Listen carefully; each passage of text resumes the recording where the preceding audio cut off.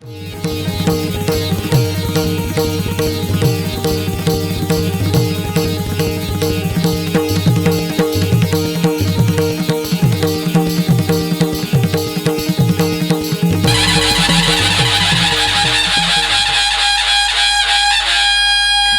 श्री गजपति गौड़ेश्वर नवकोटि कर्णाटोत्कल कल वर्गेश्वर अभयति भूत भैरव दुस्सह दुस्साहसन अनिकरणे राउतराय अतुल बल पराक्रम संग्राम सहस्रबाहु क्षत्रिय कुल धूमकेतु वीराधि वीरवर प्रतापी श्री श्री श्री महाराज पुरुषोत्तम देव विजय।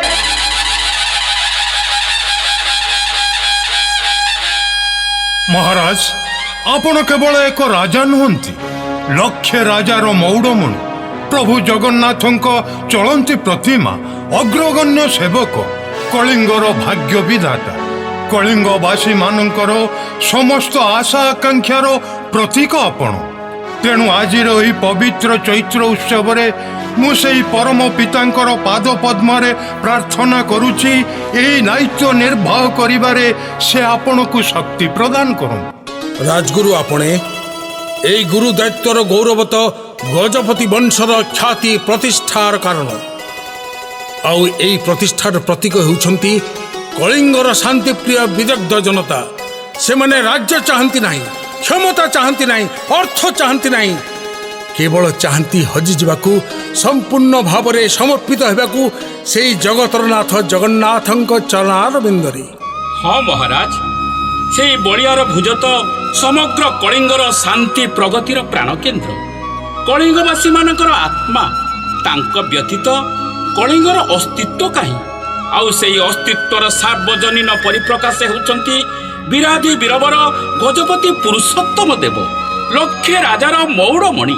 किंतु महामंत्री से चका नयन पतित पावन को चाहिए मोर जमी मन हुए कलिंगर प्रकृत कर्णधार तो से केशिनी सुदन मदन मोहन तार निर्देश सब कार्य परिचालित होउछि गजपति गजपति केवल निमित्त मात्र।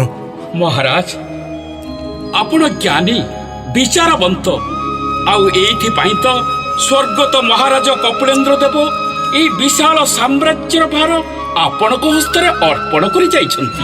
पितांकर आशा को मु धूलिसात हेबाकू देबी नाही महामंत्री। आपण मानक सहयोग रे और प्रभु जगन्नाथंकर आशीर्वाद रे कलिंगर कीर्ति को भूलुंठित हेबाकू देबी नाही। प्राणपात करी ताकू रक्षा करिबी। किंतु कहंतु महासेनानी अटकी गले काहेकि? आपण तो केवल गजपतिर अनुगत सेवक नुहंती, एई महान कलिंगर विचक्षण रणनीति विशारद दुर्धर्ष सेनानायक। आपणकर प्रत्येक कथा पुरुषोत्तम पक्षे अत्यंत मूल्यवान। महाराज एते त्याग एते साधनार प्रतिदान रे आमे जो स्वाधीनता पाइचु शांति प्रगति पथरे द्रुत आगे चलीचु किए जदि तार पथरुद्ध करे स्वाधीनता को विपन्न करने को आगे आसे ताहले कोन भातृत्वर निगड़ बंधनर द्वाही दे आमे चुप होई बसी रहिबा? किए जदि कलिंगर राजशक्तिर छत्र छाया तले गजपति वंशर द्वाही दे विद्रोह घोषणा करे तुच्छ स्वार्थ पाई राज्य रे व्यभिचार भ्रष्टाचार आउ अराजकतार बीज बपन करे। मु आपण को उक्तिर मर्म बुझुची महामंत्री। तेबे कोन मोर अनुमान? हाँ महाराज, आपणकर भाई माने ही एही महार्घ सिंहासन विरुद्ध रे विद्रोह घोषणा करिसंती। खाली सेतिके नुहे महाराज, स्वयं आपण को रक्ताक्त संघर्षर आह्वान देइचंती। जाने सेनापति महाशय, तथापि से माने मोर भाई, तेनु ए अधिकार से मानकर अछि। किंतु ये सिंहासन विरुद्ध रे, सिंहासन तो पितृदत्त स्वयं जगत पिता जगन्नाथ को विरुद्ध रे। ना ना सेनापति ना, सीए जेते उच्च पदाधिकारी हेतांत ना काहेकि जदि राज्य रे अराजकता सृष्टि करती तेबे सम्राट पुरुषोत्तम ताको कदापि क्षमा देव नाही। सेमाने देखिबे थरे विद्रोह कले कलिंगर राजशक्ति किपरि कठोर दंडरे सेमानकु दंडित करि पारे। हाँ महाराज, सेमाने जानिबे कलिंग पाइकर कोशबद्ध तरबारी थरे कोशमुक्त हेले परिणाम किपरि भयंकर होई उठे। एमाने केवल राजद्रोही किंबा देशद्रोही नुहंती महाराज, ভাতৃদ্রোহী পিতৃদ্রোহী ও সর্বোপরি বিধর্মী জগন্নাথ দ্রোহী গজপতি বংশর কলঙ্ক এমান। ଆପଣ ଶୁଭବେଳା ନିର୍ଗଣ୍ଡ କରନ୍ତୁ ରାଜଗୁରୁ ଆପଣି ମହାମନ୍ତ୍ରୀ। ମହାରାଜ ଆପଣ ସମସ୍ତ ରାଜକର୍ମଚାରୀ ମାନଙ୍କୁ ସତର୍କ କରାଇ ଦିଅନ୍ତୁ। ମୁଁ ନିଜେ ଏହି ବିଦ୍ରୋହ ଦମନ କରିବାକୁ ଯିବି। ମହାରାଜ, ଏହି ସାମାନ୍ୟ ବିଦ୍ରୋହକୁ ଦମନ କରିବାକୁ ଛାମୁ ସ୍ୱୟଂ ବିଜୟ କରିବାର କିଛି ଆବଶ୍ୟକତା ନାହିଁ। ନା ନା ନା ନା, ସେ ଭୁଲ କରନ୍ତୁ ନାହିଁ ସେନାପତି।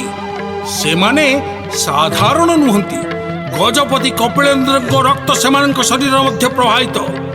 ତା ଛଡ଼ା ଏହା ମଧ୍ୟ ମୋ ପାଇଁ ପ୍ରଭୁ ଜଗନ୍ନାଥଙ୍କର ଏକ ପରୀକ୍ଷା। ମୋତେ ମଧ୍ୟ ପ୍ରମାଣିତ କରିବାକୁ ହେବ ଯେ ନ୍ୟାୟ ପାଇଁ, ପବିତ୍ର ସିଂହାସନ ସୁରକ୍ଷା ପାଇଁ ସମ୍ରାଟ ପୁରୁଷୋତ୍ତମ ତା ଭାଇ ବକ୍ଷରେ ତରବାରୀ ବିଦ୍ଧ କରିପାରୁଛି କି ନା। ଶୁଣ ସେନାପତି ଶୁଣ ମୋର ଭାରତୀ, ଶୁଣ ସେନାପତି ଶୁଣ ମୋର ଭାରତୀ। କାଲି ପ୍ରଭାତରୁ ରଣେ ଯିବି ମୁହିଁ ସୈନ୍ୟ ସଜାଅ ଝଟତି। ଶୁଣ ସେନାପତି ଶୁଣ ସେନାପତି ଶୁଣ ମୋର ଭାରତୀ।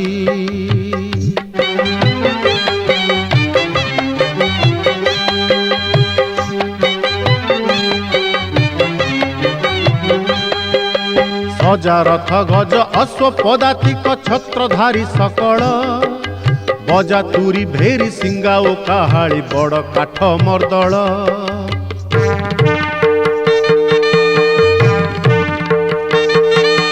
ସଜା ରଥ ଗଜ ଅଶ୍ଵ ପଦାତିକ ଛତ୍ରଧାରୀ ସକଳ, ବଜା ତୁରି ଭେରି ସିଙ୍ଗା ଓ କାହାଳି ବଡ଼ କାଠ ମର୍ଦଳ। ପାଇକ ହୁଙ୍କାରେ ଅସ୍ତ୍ରର ଝଙ୍କାରେ ଭଏ ଛତ୍ର ଭଙ୍ଗ ଦେବେ ସେ ପାମରେ, ପ୍ରତିଶୋଧା ନଳେ ଜଳିବେ ଅଧମେ ଉଶ୍ୱାସ ହେବ ଏ ଧରିତ୍ରୀ। ଶୁଣ ସେନାପତି ଶୁଣ ସେନାପତି ଶୁଣ ମୋର ଭାରତୀ।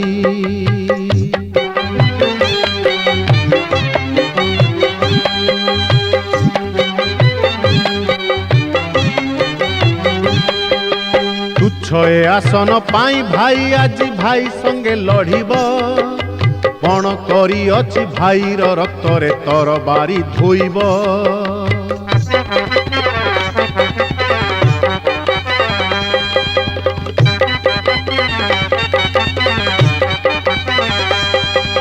ତୁଚ୍ଛ ଏ ଆସନ ପାଇଁ ଭାଇ ଆଜି ଭାଇ ସଙ୍ଗେ ଲଢ଼ିବ, ପଣ କରିଅଛି ଭାଇର ରକ୍ତରେ ତରବାରୀ ଧୋଇବ। ମନ୍ଦିରେ ଜଳାଅ ଅଖଣ୍ଡ ପ୍ରଦୀପ, ଜଗତନାଥଙ୍କ ଜଗତି ସମୀପ। ସିଂହାସନ ନୁହେଁ ଠାକୁର ରାଜାର, ଠାକୁର ତାହାର ସମ୍ପତ୍ତି। ଶୁଣ ସେନାପତି ଶୁଣ ସେନାପତି ଶୁଣ ମୋର ଭାରତୀ। ଶୁଣ ସେନାପତି ଶୁଣ ମୋର ଭାରତୀ। ଜୟ ଗଜପତି ମହାରାଜ ପୁରୁଷୋତ୍ତମଙ୍କର। ନା ନା ନା ନା ସଭାସଦ ଗଣ, এই কলিঙ্গরে জনকর জয় ধ্বনিরে গগন পবন মুখরিত হেউ।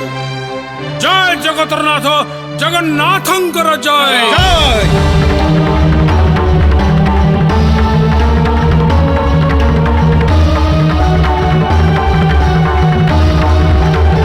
পুরুষোত্তম, উৎকল রাজ সিংহাসনর প্রাচুর্যরে তমে সিনা মোহগ্রস্ত, কিন্তু অপমানর তীব্র কষাঘাতর যন্ত্রণারে এভে মধ্য বিক্রমদেব জর্জরিত। ধীরে ধীরে অতি চতুরতার সহিত তমে উৎকলর রাজ সিংহাসন করগত করিছ।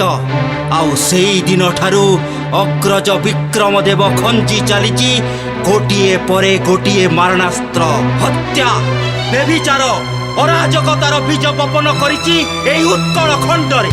আমার ন্যায্য প্রাপ্যর অংশ যদি আমাকে দেই যাইথান্তে পিতা কপিলেন্দ্র দেব, তেবে আমি বি তো কৌশি দুর্গর অধিপতি হই পারিথান্তু। কিন্তু পিতা আমাকে সর্বশান্ত দাণ্ডর ভিকারী করে দিয়ে যাইছন্তি। ইহার কারণ মধ্য সেই পুরুষোত্তম। হ্যাঁ ভাই পদ্মনাভ, পিতা জানি শুনি আমার এই অধিকারকে ছিন্ন করেছেন। সমস্ত পরম্পরাকে ভঙ্গ করে পুরুষোত্তমকে উৎকলর সম্রাট পদরে অভিষিক্ত করেছেন।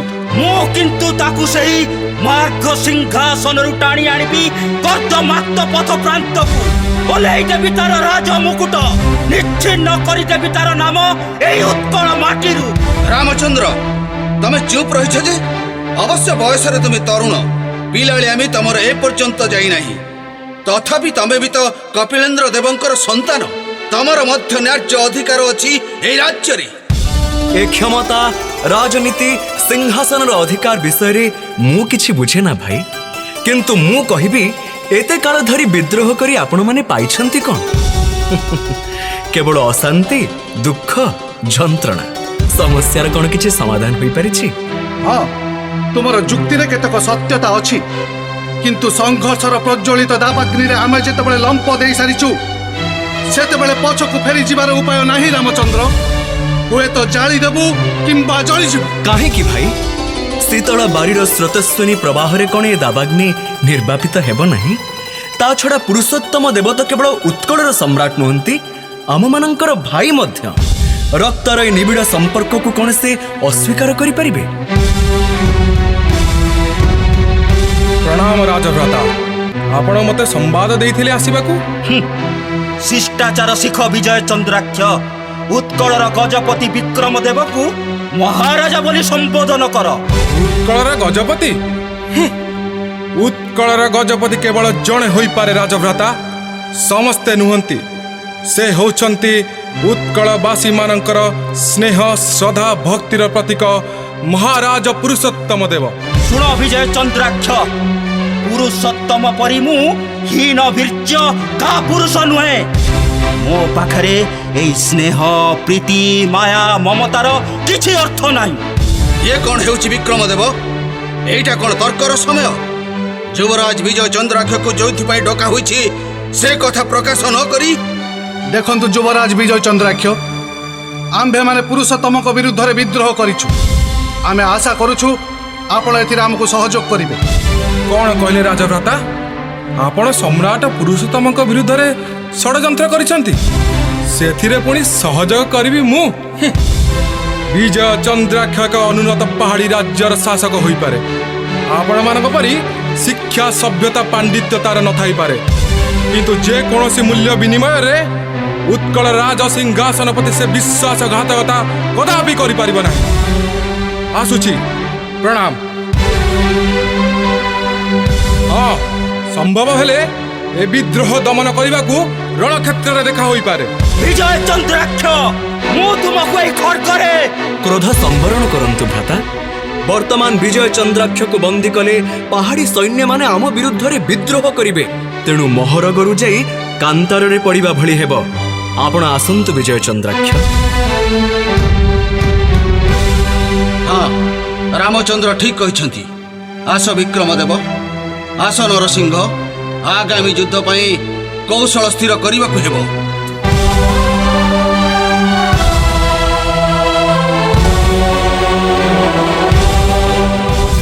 ଧନ୍ୟ ବିଜୟ ଚନ୍ଦ୍ରାକ୍ଷ, ଧନ୍ୟ ତୁମର ଦେଶଭକ୍ତି। ଉତ୍କଳ ରାଜ ସିଂହାସନ ପ୍ରତି ତୁମର ଆନୁଗତ୍ୟ ବାସ୍ତବିକ ପ୍ରଶଂସନୀୟ। ପ୍ରଭୁ ଜଗନ୍ନାଥ ତୁମର ମଙ୍ଗଳ କରନ୍ତୁ। ଗ୍ରୀଷ୍ମର କ୍ଳାନ୍ତ ଗୋଧୂଳିରେ ବନ ବିହଙ୍ଗମର କାକଳି, ଦୂର ବନ ପାହାଡ଼ ତଳେ ଅସ୍ତଗାମୀ ସୂର୍ଯ୍ୟର ରକ୍ତିମ ଆଭା, ଆକାଶର ସେଇ ନୀଳ ଜଳତରଙ୍ଗ ଆଉ କୃଷ୍ଣା ନଦୀର ନୀଳ ତରଙ୍ଗ ଦୁହେଁ ମିଶି ଯେପରି ଏକ ହୋଇଯାଇଛନ୍ତି। ହଁ ଯେ ମା, ଆକାଶ ଯେଉଁଠି ଧରିତ୍ରୀ ସହିତ ମିଶି ଯାଇଛି ନା? ହଁ ସଖୀ, ସେଠି ବାଧା ନାହିଁ, ବନ୍ଧନ ନାହିଁ, ହିଂସା ନାହିଁ, ଦ୍ୱେଷ ନାହିଁ, ବିଦ୍ରୋହ ନାହିଁ, ବିପ୍ଳବ ନାହିଁ। ଅଛି କେବଳ ତନ୍ମୟତା, ମାଦକତା ଆଉ ସମ୍ପୂର୍ଣ୍ଣ ରୂପେ ନିଜକୁ ନିଃସ୍ୱ କରିଦେବାର ସାର୍ଥକତା।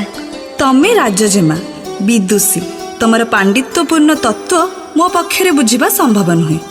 କିନ୍ତୁ ମୁଁ ଯେତିକି ବୁଝିଛି, ହିଂସା, ଦ୍ୱେଷ, ବିଦ୍ରୋହ, ବିପ୍ଳବ ନଥିଲେ এই ଭାଇମାନେ ମିଶି ଉତ୍କଳର ଗଜପତିଙ୍କ ବିରୁଦ୍ଧରେ କ'ଣ ଯୁଦ୍ଧ କରୁଥାନ୍ତେ?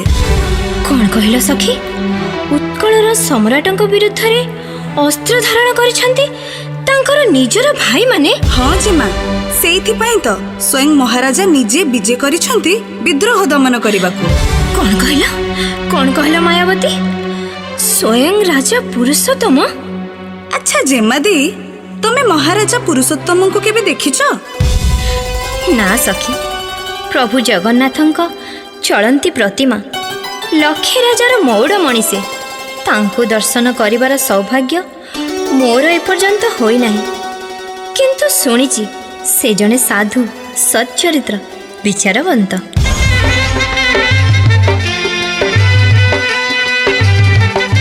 ଏଇ ଦେଖ ସଖୀ, ପ୍ରବଳ ବିକ୍ରମରେ ଏକ ବୀରପୁରୁଷ 4 ଜଣ ସୈନିକଙ୍କ ସହ କେମିତି ଯୁଦ୍ଧ କରୁଛନ୍ତି। ଜଣଙ୍କ ସହ 4 ଜଣ? ଏହା ତ ଘୋର ଅନ୍ୟାୟ ନୁହେଁ ଜେମା? ଦେଖୁଛ ସଖୀ, କି କ୍ଷିପ୍ର ଅସିଚାଳନା! ଅସ୍ତ୍ରର ଆଘାତ ପ୍ରତି ଭ୍ରୂକ୍ଷେପ ନାହିଁ। ଦେଖ ଜେମା, ଆକ୍ରମଣକାରୀମାନେ କେମିତି ପଛକୁ ପଛକୁ ହଟି ଯାଉଛନ୍ତି। ଅରାତି ଛତ୍ରଭଙ୍ଗ ଦେଇଛି ସଖୀ। ପଶୁରାଜ ସିଂହ ସମ୍ମୁଖରୁ ଶୃଗାଳମାନେ ପଳାୟନ କରିଛନ୍ତି। କିନ୍ତୁ ଏ କ'ଣ ସଖୀ, ସିଂହ ଯେ ଶାନ୍ତ, କ୍ଳାନ୍ତ, ଆହତ। ରଣକ୍ଳାନ୍ତ ବୀରପୁରୁଷ ଟଳି ଟଳି ଏଇ ଆଡ଼କୁ ଆଗେଇ ଆସୁଛନ୍ତି।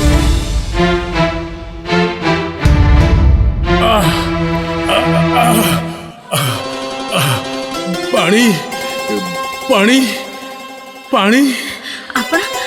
ଆପଣ ଧୈର୍ଯ୍ୟ ଧରନ୍ତୁ ଭଦ୍ର। ମାୟାବତୀ, ଯାଅ ତୁରନ୍ତ ପାଣି ନେଇ ଆସ। ଆପଣଙ୍କୁ କଷ୍ଟ ଦେଲି ଦେବୀ, କ୍ଷମା କରିବେ। ଏ କ'ଣ କହୁଛନ୍ତି ଆପଣ? ଏହା ତ ମନୁଷ୍ୟ ପ୍ରତି ମନୁଷ୍ୟର କର୍ତ୍ତବ୍ୟ। ଏଥିରେ କଷ୍ଟର ପ୍ରଶ୍ନ ଉଠୁଛି କେଉଁଠୁ? ନିଅନ୍ତୁ ଜେମା ଦେଇ।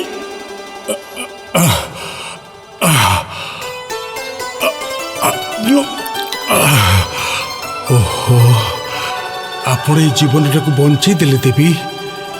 କେଉଁ ଭାଷାରେ ଯେ କୃତଜ୍ଞତା ପ୍ରକାଶ କରିବି ଭାବି ପାରୁନି।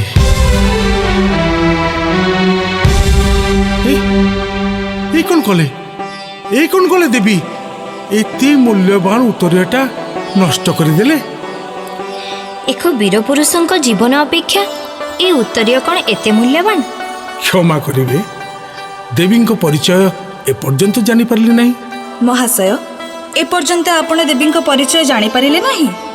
ଦେବୀ ହେଉଛନ୍ତି ବିଦୁଷୀ ବୀରାଙ୍ଗନା, ନୃତ୍ୟ ସଙ୍ଗୀତ ପ୍ରବୀଣା, ଚାରୁହାସୀ, ଘନ କେଶୀ, ମଦାଳସୀ, ଏଣି ନୟନା, ଗଜଗମନା, କାଞ୍ଚି ରାଜଜେମା, ସୁଶ୍ରୀ ପଦ୍ମାବତୀ। କାଞ୍ଚି ରାଜଜେମା ପଦ୍ମାବତୀ, ଆପଣଙ୍କ ଗୁଣର ପ୍ରଶଂସା ସତ ମୁଖରେ ଶୁଣିଥିଲି, ଆଜି ଦେଖି କୃତାର୍ଥ ହେଲି। ପ୍ରକୃତରେ ଆପଣ ପ୍ରଶଂସାର ଅଧିକାରିଣୀ। ଜଗନ୍ନାଥ ଆପଣଙ୍କୁ ମଙ୍ଗଳ କରନ୍ତୁ। କିନ୍ତୁ ହେ ବୀରପୁଙ୍ଗବ, ଆପଣଙ୍କ ପରିଚୟଟା କ'ଣ ଆମେ ଜାଣିପାରିବାରେ କିଛି ବାଧା ଅଛି? ନା ଭଦ୍ରେ, ଜୀବନଦାତ୍ରୀଙ୍କୁ ପରିଚୟ ଗୋପନ ରଖିବାରେ କିଛି ମାନେ ହୁଏ ନା। ମୁଁ ହେଉଛି ଉତ୍କଳର ଗଜପତି ସମ୍ରାଟ ପୁରୁଷୋତ୍ତମ। ଗଜପତି ସମ୍ରାଟ ପୁରୁଷୋତ୍ତମ? ଲକ୍ଷେ ରାଜାର ମଉଡ଼ମଣି ପ୍ରଭୁ ଜଗନ୍ନାଥଙ୍କର ଚଳନ୍ତି ପ୍ରତିମା। ଅହୋ ଭାଗ୍ୟ ମୋର, ଆପଣଙ୍କର ଦର୍ଶନ ଲାଭ କରି ନୟନ ମନ ସାର୍ଥକ ହେଲା, ଜୀବନ ଧନ୍ୟ ହେଲା। ମହାରାଜ, ବିଦ୍ରୋହ ସମ୍ପୂର୍ଣ୍ଣ ଭାବରେ ଦମନ ହେଇଛି। ଉତ୍ତମ। ବିଜୟ ଚନ୍ଦ୍ରାକ୍ଷ, ମଣିମା, ଅଯାଚିତ ଭାବରେ ଆପଣ ଯେପରି ଆମମାନଙ୍କୁ ସାହାଯ୍ୟ କଲେ, ସେଥିପାଇଁ ସମ୍ରାଟ ପୁରୁଷୋତ୍ତମ ଆପଣଙ୍କ ନିକଟରେ ଚିରକୃତଜ୍ଞ ହୋଇ ରହିବେ। ଏ କ'ଣ କହୁଛନ୍ତି ମହାରାଜ? ବିଜୟ ଚନ୍ଦ୍ରାକ୍ଷ ଯେ ଆପଣଙ୍କ ସେବାର ସୁଯୋଗ ପାଇଛି, ଏହା ତ ତାର ସୌଭାଗ୍ୟ। ଭାଇ ରାମଚନ୍ଦ୍ର, ଏ ବିଦ୍ରୋହର ଦମନ ପାଇଁ ତମେ ଯେଉଁ କୌଶଳପୂର୍ଣ୍ଣ ଭୂମିକା ଗ୍ରହଣ କରିଛ, ସେଥିପାଇଁ ତମେ ଧନ୍ୟବାଦର ପାତ୍ର। ନା ଭାଇ, ଆପଣ ଯେ ମୋତେ ପାଦତଳର ଦାସ ବୋଲି ବିବେଚନା କରିଛନ୍ତି, ସେଇ ତ ମୋର ଗୌରବ। ହଁ ସେନାପତି ମହାଶୟ। ମହାରାଜ, ଏଇ ମହିୟସୀ ଦେବୀ ହେଉଛନ୍ତି କାଞ୍ଚି ରାଜକନ୍ୟା ପଦ୍ମାବତୀ ଆଉ ସମ୍ରାଟ ପୁରୁଷୋତ୍ତମର ଜୀବନଦାତ୍ରୀ। ପ୍ରଣାମ ଦେବୀ। ପ୍ରଣାମ ମହାରାଜ। ଆପଣ ଆହତ, ବିଶ୍ରାମ ଆପଣଙ୍କର ଏକାନ୍ତ ପ୍ରୟୋଜନ। ଏଥିପାଇଁ କାଞ୍ଚି ରାଜପୁରୀର ଆତିଥ୍ୟତା ସ୍ୱୀକାର କରିବାକୁ ଅନୁରୋଧ କରୁଛି। ଆପଣଙ୍କ ସୌଜନ୍ୟ ପାଇଁ ଧନ୍ୟବାଦ ଦେବୀ। ଏ ଆତିଥ୍ୟତା ସ୍ୱୀକାର କରିପାରିଥିଲେ ପୁରୁଷୋତ୍ତମ ନିଜକୁ ଭାଗ୍ୟବାନ ମନେ କରିଥାନ୍ତା। କିନ୍ତୁ ମୁଁ ଯେ ନିରୁପାୟ ଦେବୀ। ହଁ ଦେବୀ, ବିଦ୍ରୋହ ଦମନ ପରେ ସୈନ୍ୟମାନଙ୍କ ସହ ସମ୍ରାଟ ନିଜ ରାଜ୍ୟକୁ ଫେରିଯିବା ଏକ ପରମ୍ପରା। ସୈନ୍ୟମାନଙ୍କର ବିଜୟ ଗୌରବକୁ ଉତ୍କଳର ଜନସାଧାରଣ ଅନୁଭବ କରିବେ, ସ୍ୱାଗତ କରିବେ, ଏହା ହିଁ ନିୟମ। ମୋତେ କ୍ଷମା କରିବେ ଦେବୀ। ପ୍ରଭୁ ଜଗନ୍ନାଥଙ୍କର ଆଶୀର୍ବାଦ ଥିଲେ ପୁନର୍ବାର ଦେଖାହେବ। ଏଇ ଜୀବନ ଦାନ କରି ଆପଣ ସବୁଦିନ ପାଇଁ ପୁରୁଷୋତ୍ତମକୁ ଋଣୀ କରି ରଖିଦେଲେ। ଏଇ ମହତ ଦାନର କିଛି ପ୍ରତିଦାନ ହୁଏ ନା ଦେବୀ? କ'ଣ ବା ଦେବୀ? ତଥାପି ଏହି ଘଟଣାକୁ ସ୍ମରଣୀୟ କରି ରଖିବା ପାଇଁ ପ୍ରଭୁ ଜଗନ୍ନାଥଙ୍କର ଅଙ୍ଗବସ୍ତ୍ର ଆପଣଙ୍କୁ ପ୍ରଦାନ କରୁଛି।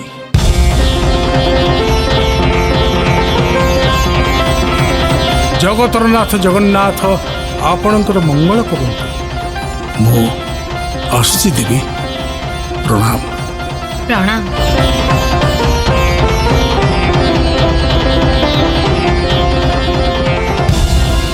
ଜେମା ଦେଇ ମ ଇଏ କ'ଣ କଲ ମ? ମହାରାଜା ପୁରୁଷୋତ୍ତମ ଦେଇଥିବା ଜଗନ୍ନାଥଙ୍କ ସିରି କପଡ଼ା ନିଜ ଗଳାରେ ପକେଇଦେଲ। ପ୍ରଭୁ ଜଗନ୍ନାଥଙ୍କର ଅଙ୍ଗବସ୍ତ୍ର ଗଳାରେ ଥିଲେ ମଙ୍ଗଳ ହେବ। ହଁ, ମଙ୍ଗଳ ତ ନିଶ୍ଚୟ ହେବ। ବାଇଦ ବାଜିବ, ବର ଆସିବ, ହାତଗଣ୍ଠି ପଡ଼ିବ, ଯଥା ରାବଣସ୍ୟ ମନ୍ଦୋଦରୀ ଯଥା। ଯା ଚାଲ ସଖୀ, ନଅରକୁ ଫେରିଯିବା। ବହୁତ ବିଳମ୍ବ ହୋଇଗଲାଣି।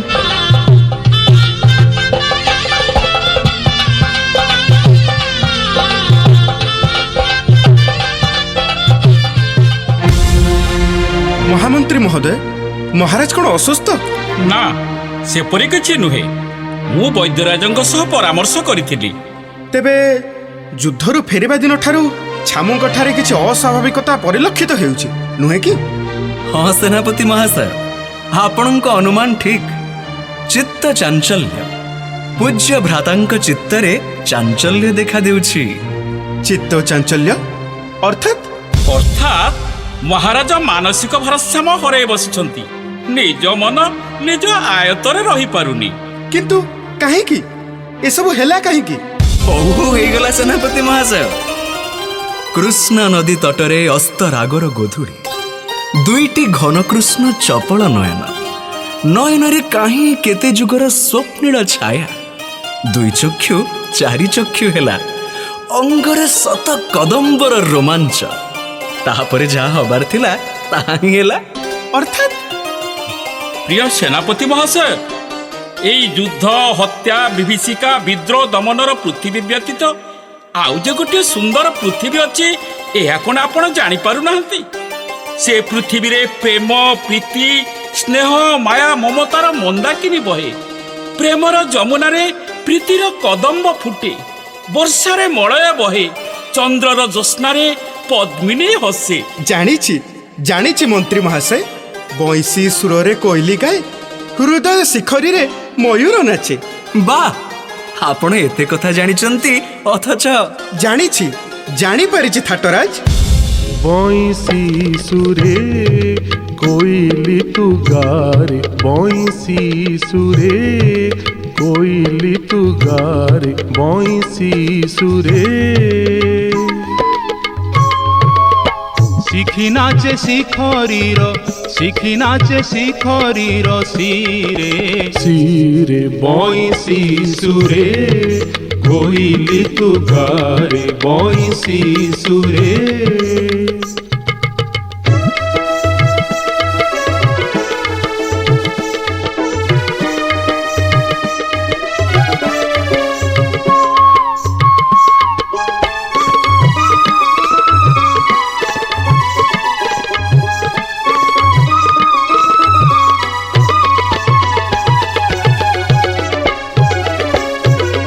ବାରି ବରସିଲା, ମଳୟ ବହିଲା, ଚନ୍ଦ୍ରମା ହସିଲା, କମଳ ଫୁଟିଲା। ବାରି ବରସିଲା, ମଳୟ ବହିଲା, ଚନ୍ଦ୍ରମା ହସିଲା, କମଳ ଫୁଟିଲା। ଭେକ ଦେଲା ରଡ଼ି ନାହିଁ ଘଡ଼ଘଡ଼ି, ଭେକ ଦେଲା ରଡ଼ି ନାହିଁ ଘଡ଼ଘଡ଼ି। କିୟ ଘଟଣ ଏ ନବରେ, ବଇଁଶୀ ସୁରେ କୋଇଲି ତୁ ଗାରେ, ବଇଁଶୀ ସୁରେ।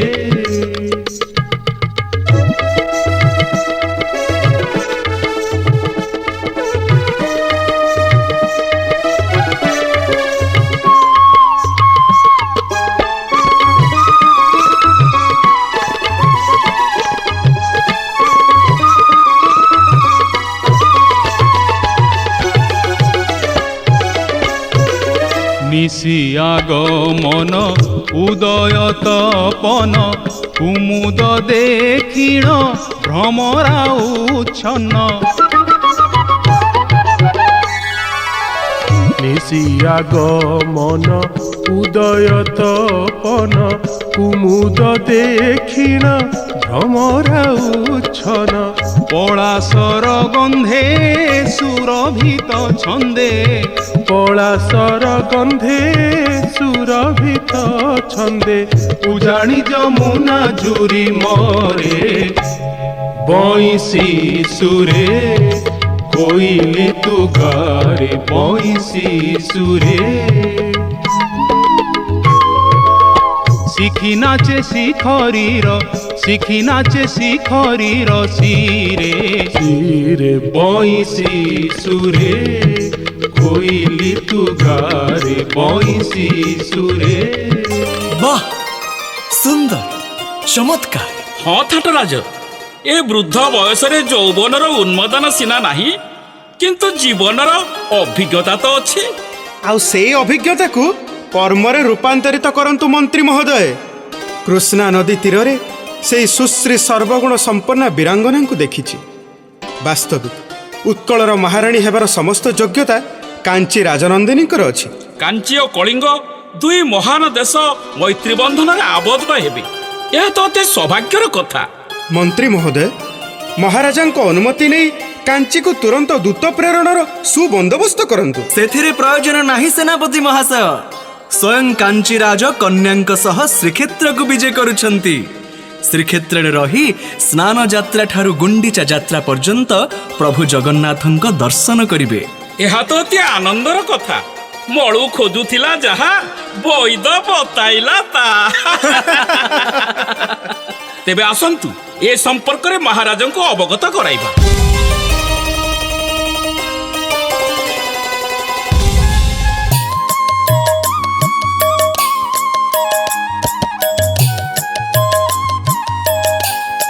ଆସନ୍ତୁ ଆସନ୍ତୁ କାଞ୍ଚି ନରେଶ, ସ୍ନାନ ମଣ୍ଡପରେ ପ୍ରଭୁ ଜଗନ୍ନାଥଙ୍କୁ ଦର୍ଶନ କରନ୍ତୁ।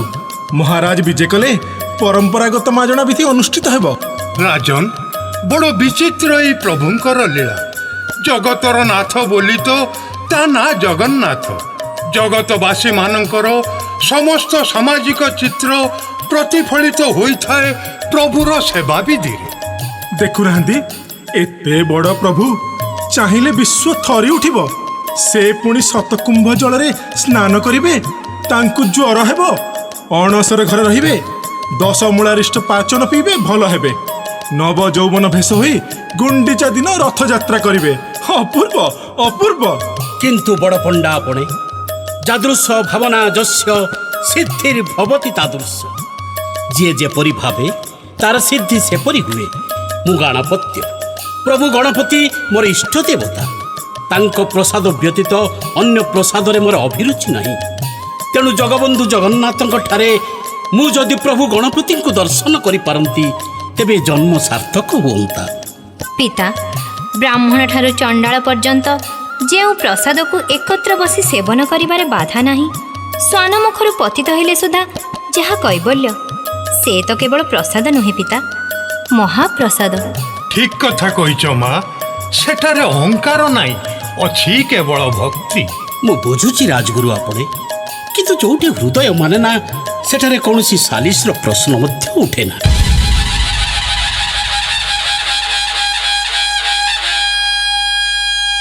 ଗଜପତି ମହାରାଜ ଶ୍ରୀ ଶ୍ରୀ ପୁରୁଷୋତ୍ତମ ଦେବ ବିଜେ। ଚାମୁଛାଡ଼ ଚାମୁଛାଡ଼। ପ୍ରଣାମ ରାଜନ। ପ୍ରଣାମ ମହାରାଜ। ପ୍ରଣାମ ରାଜନ। ଆପଣଙ୍କ ସମସ୍ତ କୁଶଳ ତ? ପରିଚର୍ଯ୍ୟାରେ କିଛି ଭୁଲ ଥିଲେ କ୍ଷମା ଦେବେ। ଦେବୀ, ଆପଣ? ମାନସିକ ନହେଲେ ବି ଶାରୀରିକ ସୁସ୍ଥ ଅଛି ମହାରାଜ। ଆସନ୍ତୁ ଆସନ୍ତୁ ମହାରାଜ, ଅର୍ଚ୍ଚନା ବେଳ ଗଡ଼ି ଯାଉଛି। ଆହେ ଶରଣ ପଞ୍ଜର ମହାବାହୁ, ଆହେ ବଳିଆର ଭୁଜ। ଗଜପତି ଶ୍ରୀ ଶ୍ରୀ ପୁରୁଷୋତ୍ତମ ଦେବଙ୍କ ପୂଜା ଅର୍ଚ୍ଚନା ଗ୍ରହଣ କରିବାକୁ ଅବଦାନ ହେଉ ମଣିମା। ମହାମ୍ଭୋଦେସ୍ତିରେ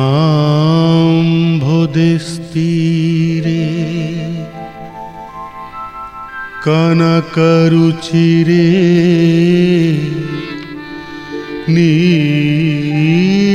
नीलशिखरे वसन प्रसादान्त सहज बलभद्रेण बलिना सुभद्रां मध्यस्थः सकलसुरगणैव शरदो जगन्नाथ स्वामी नयनपथगामी भवतु मे।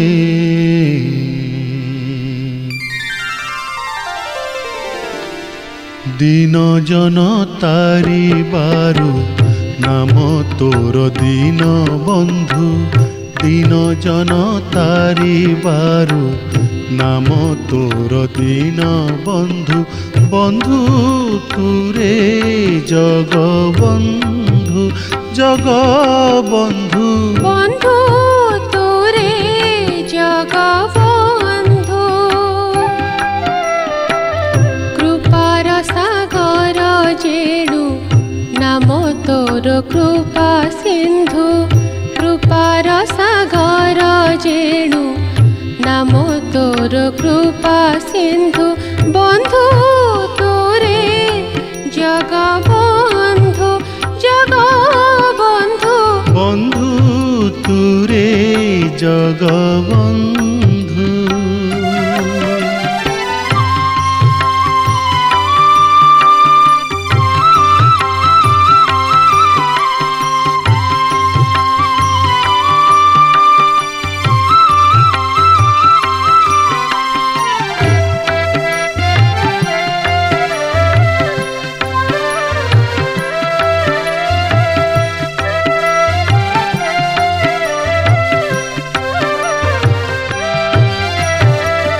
नरकर गति मुक्ति तेणु तुरे नारायण मदन जिणीण कांति अटु मदन मोहन नरकर गति मुक्ति तेणु तुरे नारायण मदन जिणीण कांति अटु मदन मोहन आरतनाशन प्रभु आर्त त्राण आर्त बंधु आरतनाशन प्रभु आर्त त्राण आर्त बंधु बंधु तुरे जगबंधु जगबंधु बंधु तुरे जगबंधु जगबंधु बंधु तुरे जगबंधु।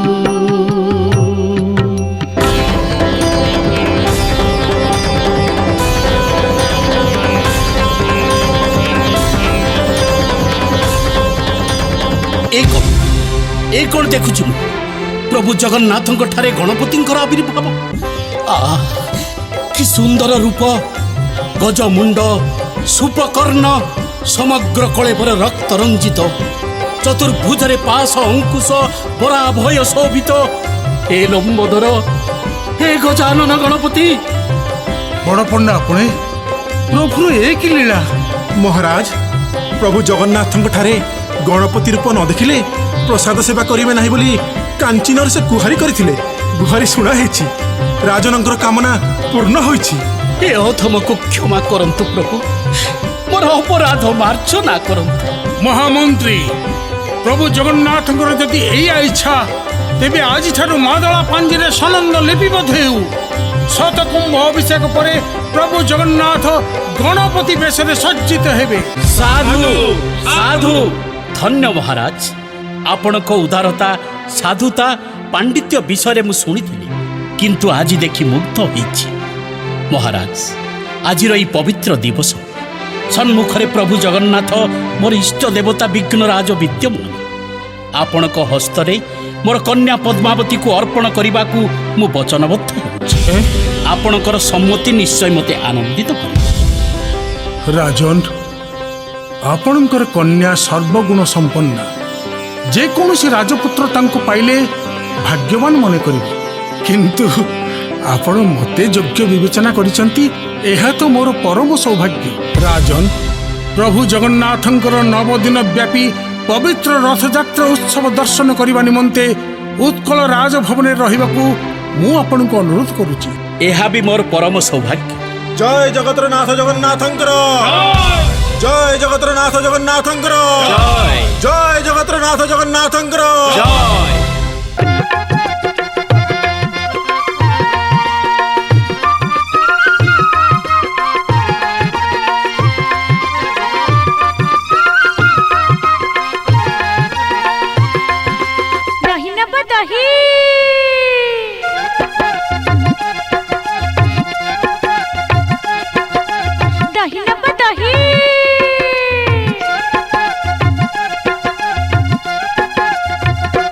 दही नब गो दही साथी संगात सही सरी गले न पाई बये परा दही दही नब गो दही साथी संगात सही सरी गले न पाई बये परा दही।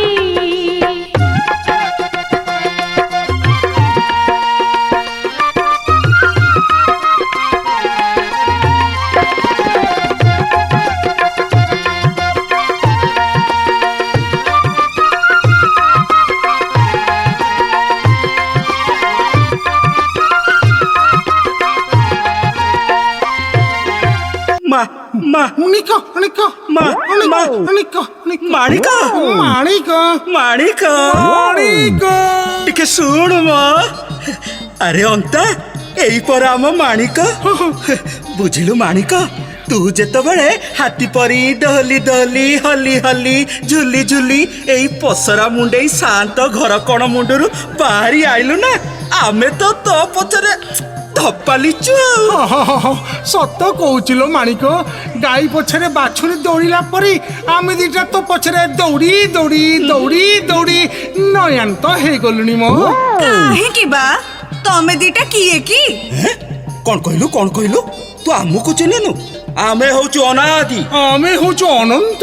ମୋର ଆଦି ନାହିଁ କି ମୋର ଅନ୍ତ ନାହିଁ, ଆମର ଘର ନାହିଁ କି ଢିଅ ନାହିଁ, ପାଠ ନାହିଁ କି ଷାଠ ନାହିଁ, ରୂପ ନାହିଁ କି ଭେକ ନାହିଁ। ଠାକ୍ ଠାକ୍ ମଦନ ଗୋସାଇଁ। ମଦନ ଗୋସାଇଁ କଣ ବୁଝିଲୁ ଟି? ହଁ ମ ବୁଝିଲି। ଅନ୍ତା ବୁଝିଛି। ହଁ ଏଇ ଏଇ ଏଇ ଏଇ ଯା ସେପଟକୁ। ଅନ୍ତା ବୁଝିଲୁ, ହାଣ୍ଡିକ ଯାକ ନା ଦହି ଖାଲି ଭର୍ତ୍ତି ହେଇ ଅଛି। ଦେଖିଲୁ ନୟନ ପବିତ୍ର ହେଇଗଲା। ତମେ ଦିଟା ହେଲ 12 ବୁଲା ଛତରା। କଣ ପାଇଁ ଏମିତି ଗେଲେଇ ହଉଛ ବା? ଦିନେ ନାହିଁ କି କାଳେ ନାହିଁ ଗମ୍ହା ପୁନେଇରେ ମାଇ ମାଇ ଛଇ ଘୋଡ଼ା ମୁହା ବାନ୍ଦର। ମୋ ପାଖରେ ତମର କଣ କାମ ବା? ଆରେ ଅନ୍ତା, ଇଏ କଣ କହିଲା? ଘୋଡ଼ା ମୁହାଁ କାହାକୁ? ତତେ। ମତେ? ଘୋଡ଼ା ମୁହାଁ ଘୋଡ଼ା ପୁଆ ପୁଣି ମତେ କହିଲା। ବୁଝିଲୁ ବୁଝିଲୁ, ଘୋଡ଼ା ପରି ମୁହଁ ଯାହାର ସେ ଘୋଡ଼ା ମୁହାଁ। ବହୁପୁରୀରେ ଅନାଦି। ହଇଲୋ ମାଣିକ, ତୋ ପାଖରେ କାମ ନଥିଲେ ଏତେ ବହୁପୁରୀ ବିଶେଷଣ ପ୍ରୟୋଗ ସତ୍ତ୍ୱେ ଆମେ କଣ ତୋର ପଶ୍ଚାତ୍ଥାପନ କରିଥାନ୍ତୁ? କଣ ଏତେ ଘୋରତେଇ ପୋରତେଇ ହଉଛୁ ବା? ଘସର ଘସର 15 ଘସର ଆଉରି ଘସର ପାଣି। ତମେ ଜଇଁ ପାଇଁ ନସର ପସର, ଆମେ ସେ କଥାଟି ଜାଣି। ଦେଖିଲୁ ଅନାଦି, କି ବୁଦ୍ଧି କି ବୁଦ୍ଧି। ଟିକେ ବି ଗର୍ବ ନାହିଁ। ଦେ ମା ଦେ, ଦହି ମୁନ୍ଦିଏ ମୁନ୍ଦିଏ ଦେ ମା। ଖାଇ ପିଇ ତତେ କଲ୍ୟାଣ କରି ସ୍ମରଂ ସ୍ମରଂ ସ୍ୱଗୃହ ଚରିତମ୍ ଦାରୁଭୂତ ମୁରାରି, ଅର୍ଥାତ୍ ଆନନ୍ଦ ମନରେ ଘରକୁ ପ୍ରତ୍ୟାବର୍ତ୍ତନ କରି। ନାଗର ହଟା ରସିକର ଛଇ ଦହି ନବ ବୋଲି ମନ କରିଛି ଯେ ଅଣ୍ଟାରେ କଉଡ଼ି ନାହିଁ। ହଇରେ ଭେଣ୍ଡିଆ ଟୋକା ଦିଟା ଗତର ନ ଖଟେଇ ମାଗି ଖାଇବାକୁ ଭାରି ସୁଖ ଲାଗୁଛି ନା ରେ? ମାଗି ଖିଆ ଅଳସୁଆ କରମ କୋଢି। ଦହି ଦେବି ନା ଗାତ ଚୁଲି ଦେବି? ନାଇଁ ମାଣିକ, ଦହି ଦେ। କଥା କହୁଅଛୁ ଯୋଉ ରସରେ मते लागू अछि परे हासरे। कौन कहलु कौन कहलु आम कथा तते परिहास लागुची। आमे 36 वर्णर राजा द्विज कुल श्रेष्ठ रतन हरिचंदन भवखंडन मणिमंडन जनरंजन बैरिगंजन आमे पुणी गतर खटेई पतर गोटेई उदर भरणा करिबु पृथ्वी ठो करी फाटी जीवानी। फाटी गला कि नै आस्ते बाड़ी छि परा। भलो करजो आलो माणिक कृष्ण भगवान परा कहचंती को कहचंती कर्म करी जा फल ऊपर आशा रखना अर्थात दही दे जालो माणिक कौड़ी ऊपर मोटे आशा रखना। हलो माणिक अंता ठीक कहिची नले ब्राह्मण पुओ पइता धरी अभिशापटा दैडला ओम हिं क्लीं सिंह सिंह मने नहीं तो बुझी कहयो तेला कोन नाइ कोन हेइ जीव तते भलरे कहूची माणिक से अडुआ भितरे तू बस ना जा पछकु जा मु टिके दही खाए। कौन कहलु रे अळपेइसा रई जळा अभिसंपात देबु ना निया पाउस दबु बा माणिक को चिन्हिनी देवी दी खुंदा जे बोपा को मौसा डाकी पळेबु। आरे ओदिया ए अनंतार एठी अंत हेछि परे भागवत कहनी को कहिछि घर दुआर नुहे किछि ए जीवन थिले सबु अछि। अरे अंता माता वर्तमान उग्र चंडा प्रचंडाच अर्थात वर्तमान ज पळयति सजीपति जो पळायति सजीपति जो पळायति सजीपति जो पळायति सजीपति जो पळायति सजीपति छि छि रे पछा पइड़ भासी जाउथिलु मझी नईर साउटी आनिली तते ठाकरा गालरे माउस लागिला जवाब दउछु मते। हमको डाकिलो कि माणिक देवी दी खुंदा जे तते मना करछि तू आस ना तू पर डाकिलु तू काई मो कथा सुनिलु जाउछ ना बे देखिबो।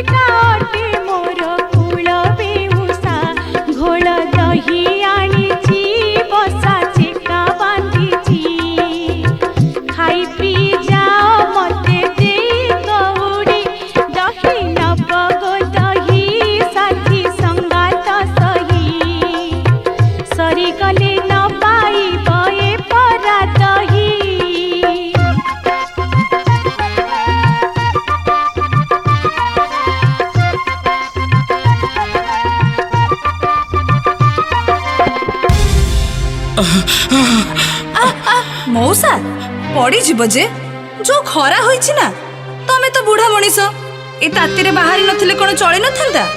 कौन करिबि रे बा दुखी लोक समस्त सिना मते छाड़ी चली गले हेले हेले नियानो का पेट खंडक तो अछि। हाँ मौसा सबु कपाळ काहा करम को खीरी खीरीसा काहा करम को लडू काहा करम को खारिया खड़ा चोबेई चोबेई मरु। तमे दही टिके पियो मौसा आत्मा शांति हो जिवो।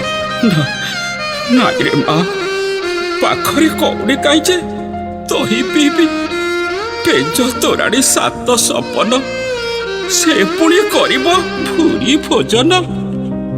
कौड़ी तुमको किए मागुची मो मौसा कौड़ी कौन स्वर्ग को नब तमे दही पीलो पियो।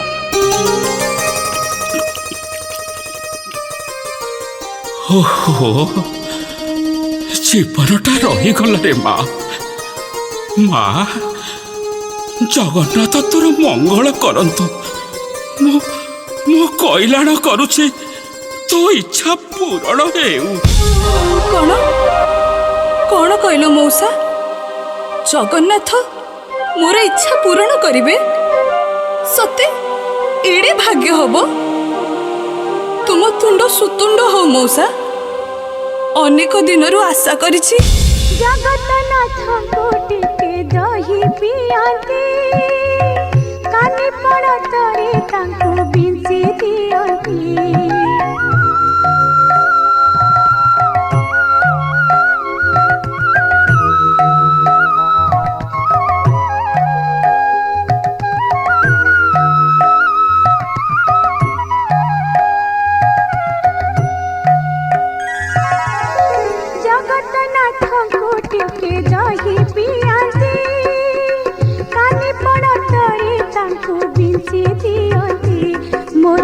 काहा के नाही साहा जगत साई जीव जाऊ तो पादरे ए मिनती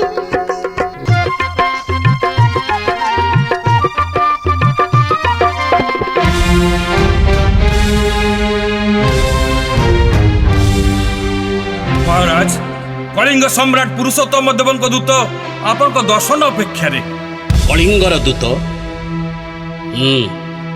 आसवाक दियो आज बैशाख शुक्ल पक्ष त्रयोदशी आज दिन में उत्कल दूतर आगमन एक शुभ सूचना परी मन हुए।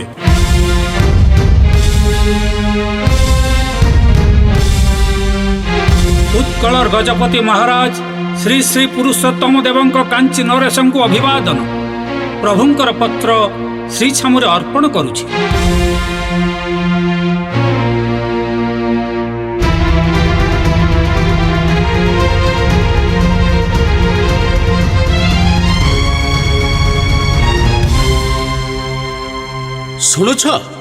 शुणुछ महामंत्री पद्मावतीर विवाह दिन निर्घंट करने उत्कलर राजा पत्र देइछि।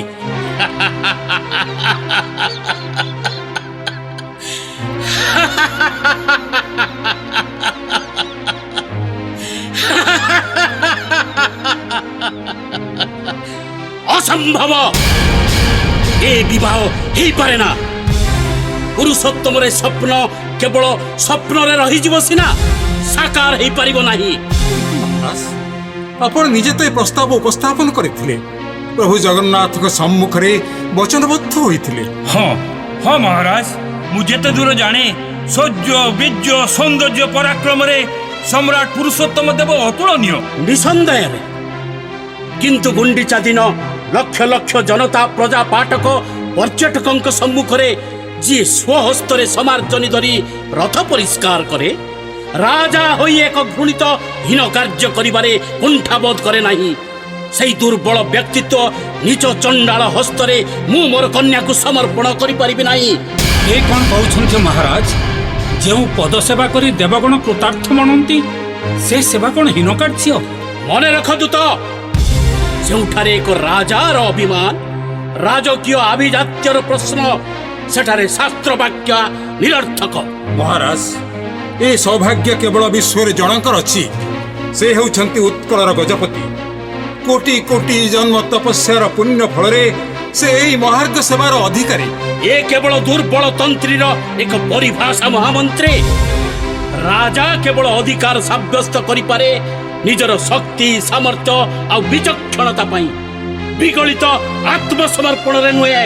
महाराज उत्कलर गजपति को चंडाल बोली कही आपण केवल उत्कल राज सिंहासन को अपमानित करू नांती छामु स्वयं जगतर नाथ जगन्नाथ को मध्य अपमानित करुछंती आपण विज्ञ एही अज्ञता आपण निकट रे शोभा पाए ना छामु।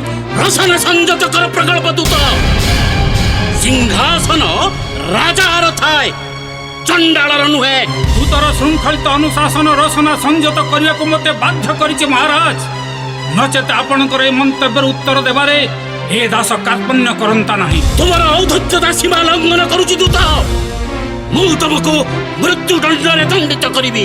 महाराज जुगे जुगे दूत अबध्य एही परंपरार व्यतिक्रम हेबा अनुचित छामु आपणकर एही कठोर निष्पत्तिर पुनर्विचार करंतु राजजेमाकर जीवन प्रश्न एतिरे जड़ित ना ना सेनापति कन्या स्नेहरे कांची राजा तार प्रतिष्ठा आ आत्मसम्मान को बलि दे पारिबो नाही आपणकर निष्ठुर निष्पत्ति केवल संकीर्णतार परिचायक एही अक्षमणीय भूल पई आपण को दिन ना दिन अनुताप करबा को पड़िबो महाराज। अनुताप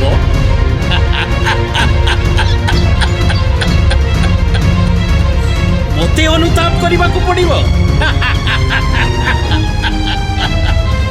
तंतरे तीरण धरी चंडाल राजार पाद स्पर्श करी जीवन भिक्षा करिबो कांची नरेश ना आकाशर सूर्य चंद्र कक्षच्युत होई पारंती पृथ्वी तार घूर्णन गति परिवर्तन करि पारे किंतु कांची राजा साल्व नरसिंह तार कन्या को गोटे चंडाल हस्तरे केबे हेले अर्पण करिबो नाही।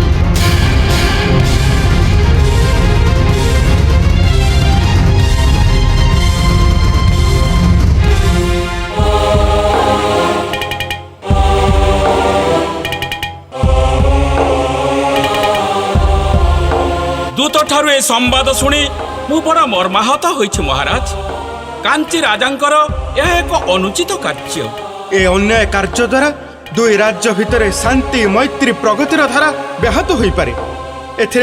ଏଥିରେ ଭବିଷ୍ୟତର ସମ୍ପର୍କ ତୁଟିଯିବାର ସମ୍ଭାବନା ଅଧିକ। ସେ ସମ୍ପର୍କ ତ ତୁଟିଗଲା ମହାମନ୍ତ୍ରୀ, ଆଉ ସମ୍ଭାବନା କ'ଣ? କିନ୍ତୁ ଏ ସମ୍ପର୍କ ସ୍ଥାପନ କରିବାକୁ ମୁଁ ତ ପ୍ରସ୍ତାବ ଦେଇନଥିଲି। ରାଜକନ୍ୟା ପଦ୍ମାବତୀଙ୍କ ପାଣି ଗ୍ରହଣ କରିବାକୁ ମୁଁ ତ କାଞ୍ଚି ନରେଶଙ୍କ ନିକଟରେ ଭିକ୍ଷା ପାତ୍ର ଧରି ପ୍ରାର୍ଥନା କରିନଥିଲି। ନା ଛାମୁ, ଅଯାଚିତ ଭାବରେ ସେ ପ୍ରସ୍ତାବ ଉପସ୍ଥାପିତ କରିଥିଲେ, ବଚନବଦ୍ଧ ହୋଇଥିଲେ ପ୍ରଭୁ ଜଗନ୍ନାଥଙ୍କ ସମ୍ମୁଖରେ। ତେବେ କାହିଁକି ସେ ବଚନ ଭଙ୍ଗ କଲେ? କାହିଁକି ସେ ପୁରୁଷୋତ୍ତମକୁ ସର୍ବଜନ ସମକ୍ଷରେ ହୀନ ବୀର୍ଯ୍ୟ ଦୁର୍ବଳ ବ୍ୟକ୍ତିତ୍ୱ ଭାବରେ ଚିତ୍ରିତ କରେ? କାହିଁକି ସେ ଏକ ଘୃଣିତ ହୀନ ଚଣ୍ଡାଳ କହି ମୋତେ ଅପମାନିତ କଲେ? ସେ ଅଧିକାର ତାଙ୍କୁ ଦେଲା କିଏ? ସେଇ ଅଧିକାର ତାଙ୍କୁ ଆଣିଦେଇଛି ମିଥ୍ୟା ଅହଙ୍କାର ଆଉ ଅପରିଣାମଦର୍ଶୀ ଅଜ୍ଞତା। ସେଇଥିପାଇଁ ଲକ୍ଷେ ରାଜାର ମୌଡ଼ମଣିକୁ ସେ ଚଣ୍ଡାଳ ବୋଲି କହି ଅଭିହିତ କରିଛନ୍ତି। ତମର ଆସ୍ପର୍ଦ୍ଧା ସୀମା ଲଙ୍ଘନ କରିଛି କାଞ୍ଚିରାଜ, ଆଉ ତାର ସମୁଚିତ ପ୍ରତିଫଳ ଭୋଗ କରିବାକୁ ପ୍ରସ୍ତୁତ ହେଇଯାଅ। ହସ୍ତି କଦଳୀ ବନକୁ ମନ୍ଥିଲା ପରି ମୁଁ ତୁମର ରାଜ୍ୟକୁ ଧୂଳିସାତ କରିଦେବି। ସାଲ୍ବ ନରସିଂହ। ଛାମୁ, ଆପଣ ରାଜା, ପ୍ରଜାମାନଙ୍କର ଭାଗ୍ୟ ବିଧାତା। ଆପଣ ଅଶାନ୍ତ ହେଲେ ସେମାନେ ଅନାଥ ହେଇଯିବେ। କ୍ରୋଧ ସମ୍ବରଣ କରନ୍ତୁ, ଧୈର୍ଯ୍ୟ ଧରନ୍ତୁ ମଣିମା, ଠାକୁର ସବୁ ଠିକ୍ କରିଦେବେ। ଆରେ ସତେ ତ, ମୁଁ ଯେ ଜଣେ ରାଜା, ମୁଁ କ୍ରୋଧିତ ହେବି ନାହିଁ, ଅଶାନ୍ତ ହେବି ନାହିଁ, ଅଧୈର୍ଯ୍ୟ ହେବି ନାହିଁ। ଜଣେ ମୋତେ ଅପମାନିତ କରିବ, ହୀନ ଚଣ୍ଡାଳ ବୋଲି କହି ତିରସ୍କାର କରିବ, ଆଉ ମୁଁ ଠାକୁରର ଦ୍ୱାହି ଦେଇ ସ୍ଥାଣୁ ପଙ୍ଗୁ ପରି ନିଚେଷ୍ଟ ହୋଇ ବସି ରହିବି। ବାଃ, ସୁନ୍ଦର ଚମତ୍କାର ଉପଦେଶ। ନା ସେନାପତି, ପ୍ରଜାମାନଙ୍କ ପରି ରାଜାର ମଧ୍ୟ ଗୋଟେ ମନ ଅଛି। ସେ ରାଜା ହେଲେ ବି ମଣିଷ। ମହାରାଜ, ଯେ ଠାକୁରର ସେବା କାର୍ଯ୍ୟ ପାଇଁ ଠାକୁର ରାଜା ଯେ ଲାଞ୍ଛିତ ଅପମାନିତ, ସେ ତ କେବଳ ରାଜାର ଅପମାନ ନୁହେଁ, ସ୍ୱୟଂ ଜଗତର ନାଥ ଜଗନ୍ନାଥଙ୍କ ଅପମାନ। ତେଣୁ ତାରି ଉପରେ ଭରସା ରଖି ଧୈର୍ଯ୍ୟ ଧରି ଅପେକ୍ଷା କରିବାକୁ ଅନୁରୋଧ କରୁଛି ଛାମୁ। ଠାକୁର କହି ମୁଁ ମୋର ଶକ୍ତି ସାମର୍ଥ୍ୟ ପୁରୁଷାକାରର ଅମର୍ଯ୍ୟାଦା କରିପାରିବି ନାହିଁ ମହାମନ୍ତ୍ରୀ। ମୁଁ ସିଦ୍ଧାନ୍ତ କରିସାରିଛି, କାଞ୍ଚି ରାଜ୍ୟ ବିରୁଦ୍ଧରେ ମୁଁ ଯୁଦ୍ଧ କରିବି। ସେନାପତି, ସୈନ୍ୟବାହିନୀକୁ ମୋର ଆଦେଶ ଜଣାଇ ଦିଅନ୍ତୁ। କାଲି ପ୍ରଭାତରୁ ମୁଁ ଯୁଦ୍ଧ ଯାତ୍ରା କରିବି। କିନ୍ତୁ ପ୍ରଭୁ ଜଗନ୍ନାଥଙ୍କ ଆଜ୍ଞାମାଳ, ଶୁଭ ନିର୍ଘଣ୍ଟ, ଏ ତ ଯୁଦ୍ଧର ପୂର୍ବବର୍ତ୍ତୀ ପରମ୍ପରା ମହାମନ୍ତ୍ରୀ ମହୋଦୟ। ଅଥଚ ମହାରାଜ କ'ଣ ଏ ସବୁ ଭୁଲିଗଲେ? ଅନୁଗତ ସେବକମାନଙ୍କ ଆଦେଶ ପାଳିବା ହିଁ ଧର୍ମ। ସେନାପତି ମହାଶୟ, ଆପଣ ଯାଆନ୍ତୁ, ଆଦେଶ ପାଳନ କରନ୍ତୁ। ଆଉ ମୁଁ ଯାଉଛି ସେଇ ଜଗତର ନାଥ ଜଗନ୍ନାଥଙ୍କର ଚରଣାରବିନ୍ଦରେ ପ୍ରାର୍ଥନା କରିବି, ପ୍ରଭୁ ଜଗଦୀଶ ମହାରାଜଙ୍କୁ ସଦ୍ବୁଦ୍ଧି ପ୍ରଦାନ କରନ୍ତୁ।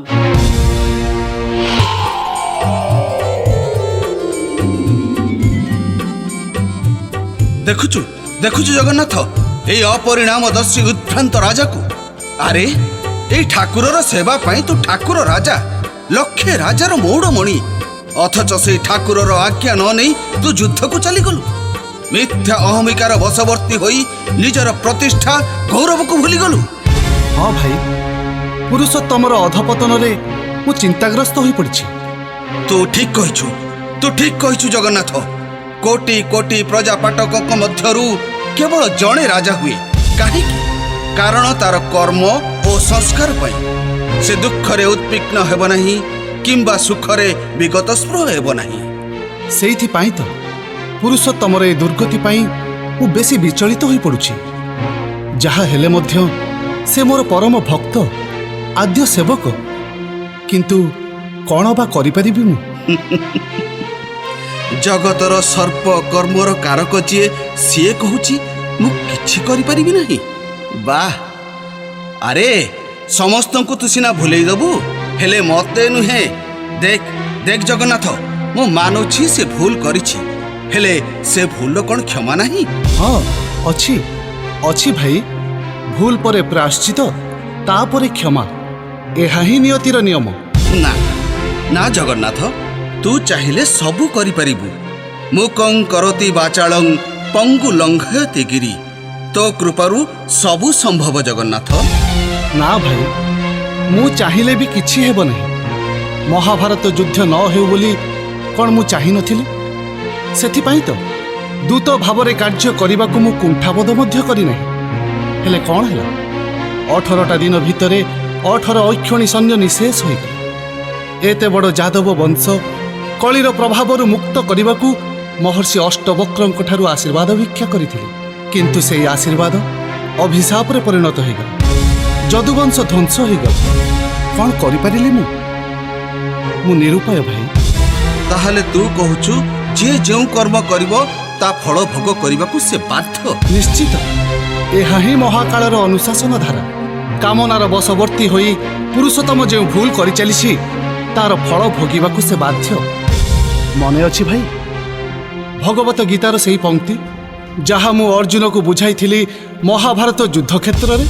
ଧ୍ୟାୟତୋ ବିଷୟାନ ପୁଂସଃ ସଙ୍ଗସ୍ତେ ସୁପଜାୟତେ ସଙ୍ଗାତ ସଞ୍ଜାୟତେ କାମଃ କାମାତ୍ କ୍ରୋଧଭିଜାୟତେ क्रोधात् भवति सम्मोह सम्मोहात् स्मृतिविभ्रम स्मृतिभ्रंशात् बुद्धिनाशो बुद्धिनाशात् प्रणश्यति।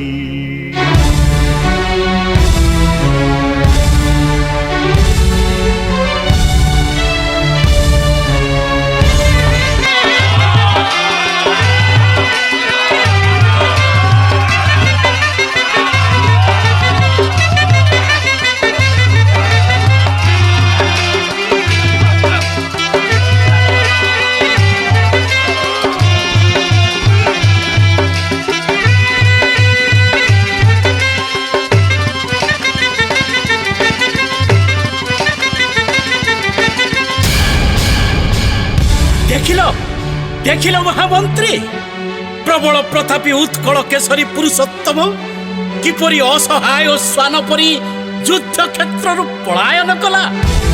ଦୁର୍ଦାନ୍ତ କାଞ୍ଚି ବାହିନୀର ପ୍ରଚଣ୍ଡ ଆକ୍ରମଣରେ ଉତ୍କଳ ବାହିନୀ କିପରି ଛାରଖାର ହେଇଗଲା। କିନ୍ତୁ ମହାରାଜ, ତଟର ମୃଦୁ ତରଙ୍ଗ ଦେଖି ମହାସମୁଦ୍ରର ବିଶାଳତା କଳନା କରି ହୁଏନା। କୋହିଳିକା ବସନ୍ତ ମେଘ ନୁହେଁ ମଣିମା।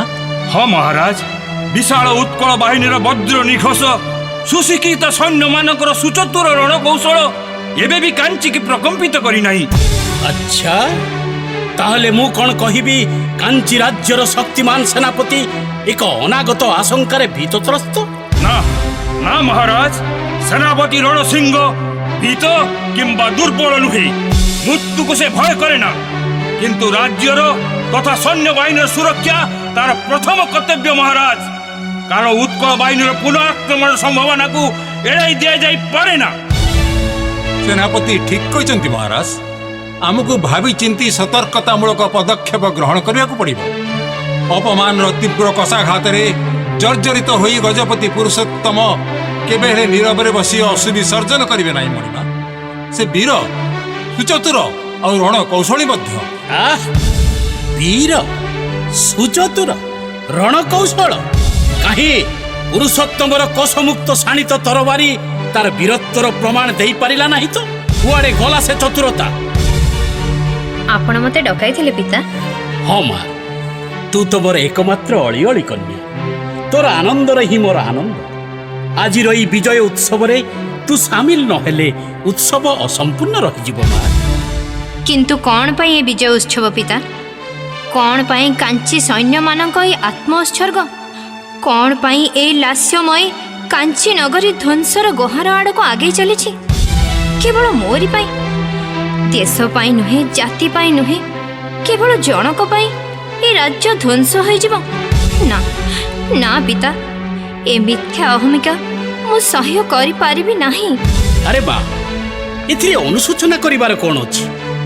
ରାଜ୍ୟ ଓ ତାର ପରିବାର ବର୍ଗଙ୍କ ସୁରକ୍ଷା ପାଇଁ ପ୍ରଜାମାନଙ୍କର ଆତ୍ମବଳିଦାନ ତ କିଛି ନୂଆ କଥା ନୁହେଁ ମା। ଏହା ହିଁ ତ ପ୍ରଜାମାନଙ୍କର କର୍ତ୍ତବ୍ୟ, ଏହା ହିଁ ତ ତାଙ୍କର ଗୌରବ। ନା ନା ପିତା, ଏହା ଅନ୍ୟାୟ। ମୋର ଯେମିତି ମନେ ହେଉଛି ଅଦୂର ଭବିଷ୍ୟତରେ ଏକ ଅଶାନ୍ତ ଘୂର୍ଣ୍ଣି ବାତ୍ୟାର ପ୍ରଚଣ୍ଡ ପ୍ରଭଞ୍ଜନରେ ଏ ସୁନ୍ଦର ନଗରୀଟା ଧ୍ୱଂସ ନିଶ୍ଚିହ୍ନ ହୋଇଯିବ। ନା ପିତା, ଏ ଧ୍ୱଂସ ଲୀଳାକୁ ଅବିଳମ୍ବେ ବନ୍ଦ କରନ୍ତୁ। ମା ପଦ୍ମା, ବୀରାଙ୍ଗନା ତୋ ନିକଟରେ ଦୁର୍ବଳତା ଶୋଭା ପାଏନା। ତୁ ଦେଖିବୁ କାଞ୍ଚି ରାଜ ସାଲ୍ଲ ନରସିଂହ ପିଣ୍ଡରେ ପ୍ରାଣ ଥିବା ପର୍ଯ୍ୟନ୍ତ ଏ ନଗରୀର ସୁଚାଗ୍ର ପରିମିତ ମେଦିନୀ ମଧ୍ୟ କେହି ସ୍ପର୍ଶ କରିପାରିବେ ନାହିଁ। ମହାରାଜ, ରାଜଜେମା ପଦ୍ମାବତୀଙ୍କ ଉଜ୍ଜଳ ଭବିଷ୍ୟତକୁ ଆଖି ଆଗରେ ରଖି ଆପଣ ଏହି କଠୋର ସିଦ୍ଧାନ୍ତର ପରିବର୍ତ୍ତନ କରନ୍ତୁ ଛାମୁ। ତାହେଲେ ଆପଣ କ'ଣ କହୁଛନ୍ତି ମହାମନ୍ତ୍ରୀ? ସେଇ ଚଣ୍ଡାଳ ସେବାକାରୀ ପୁରୁଷୋତ୍ତମର ଦୁର୍ବଳ ହସ୍ତରେ ମୁଁ ମୋର ସ୍ନେହର ପ୍ରତିମା ପଦ୍ମାବତୀକୁ ଅର୍ପଣ କରିବି? ନା, ଅସମ୍ଭବ। ସୂର୍ଯ୍ୟ ପଶ୍ଚିମ ଦିଗରେ ଉଦୟ ହେଇପାରେ, ଚନ୍ଦ୍ର ସୁରଭିତ ଜ୍ୟୋତ୍ସ୍ନାରେ ପଙ୍କଜିନୀ ପ୍ରସ୍ଫୁଟିତ ହେଇପାରେ, କିନ୍ତୁ କାଞ୍ଚିରାଜ ସାଲ୍ଲ ନରସିଂହର ସିଦ୍ଧାନ୍ତ କେବେ ପରିବର୍ତ୍ତିତ ହେଇନପାରେ। ଆସନ୍ତୁ, ପରବର୍ତ୍ତୀ କାର୍ଯ୍ୟ ପାଇଁ ବିଚାର ବିମର୍ଶ କରିବାକୁ ହେବ।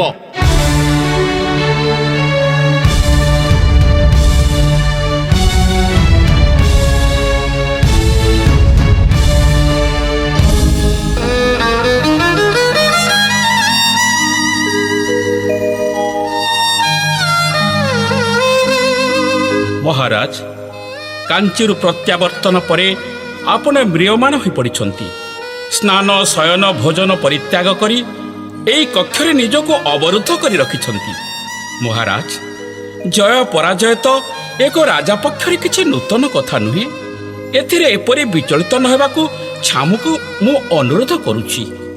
ଆପଣ ଯଦି ଏହି ସାମାନ୍ୟ କଥାରେ ଭାଙ୍ଗି ପଡ଼ିବେ, ରାଜକାର୍ଯ୍ୟ ଚଳିବ କେମିତି? କ'ଣ ହେବ ଏହି ଦେଶର ଦଶା? ମହାମନ୍ତ୍ରୀ, ସେନାପତି, ଆପଣମାନେ ଏଇ ଗଜପତି ବଂଶର ଚିରଦିନ ଅନୁଗତ। କିନ୍ତୁ କିନ୍ତୁ ଏ ଅଧମ ପୁରୁଷୋତ୍ତମ ସେଇ ଆନୁଗତ୍ୟକୁ ସ୍ୱୀକାର କରିନାହିଁ, ଚରମ ଅପମାନ ଦେଇଛି। ଆପଣମାନଙ୍କର ମୂଲ୍ୟବାନ ଉପଦେଶ ପ୍ରତି ଭୃକ୍ଷେପ ସୁଦ୍ଧା କରିନାହିଁ। ନିଜର ଉଦ୍ଭ୍ରାନ୍ତ କାମନାକୁ ଚରିତାର୍ଥ କରିବା ପାଇଁ ଦେଶର ଧନ ଜୀବନକୁ ବିପନ୍ନ କରିଛି। ଏହା ସତ୍ତ୍ୱେ ମଧ୍ୟ ଆପଣମାନେ ମୋତେ କ୍ଷମା କରିବାକୁ ଚାହାନ୍ତି? ନା ନା ନା ମହାମନ୍ତ୍ରୀ, ନା ସେନାପତି, ଆପଣମାନେ ମୋତେ ତିରସ୍କାର କରନ୍ତୁ। ତିରସ୍କାର, ମୋ ପ୍ରତି ଚରମ ଶାସ୍ତି ବିଧାନ କରନ୍ତୁ। ଛାମୁ, ଦାସ କ'ଣ କେବେ ପ୍ରଭୁ ପ୍ରତି ଦଣ୍ଡ ବିଧାନ କରିପାରେ? ନା ମହାରାଜ, ଏପରି କହି ଆମ୍ଭକୁ ଲଜ୍ଜା ଦିଅନ୍ତୁ ନାହିଁ। ନା ନା ମହାମନ୍ତ୍ରୀ, ପୁରୁଷୋତ୍ତମ ପ୍ରଭୁ ହେବା ପାଇଁ ଏକାନ୍ତ ଅଯୋଗ୍ୟ। ସେ ପ୍ରଭୁତ୍ୱର ଅବମାନନା କରିଛି, ରାଜସିଂହାସନର ଅମର୍ଯ୍ୟାଦା କରିଛି, ଉଚ୍ଚ ପିତାଙ୍କ ବିଶ୍ୱାସରେ କୁଠରଘାତ କରିଛି।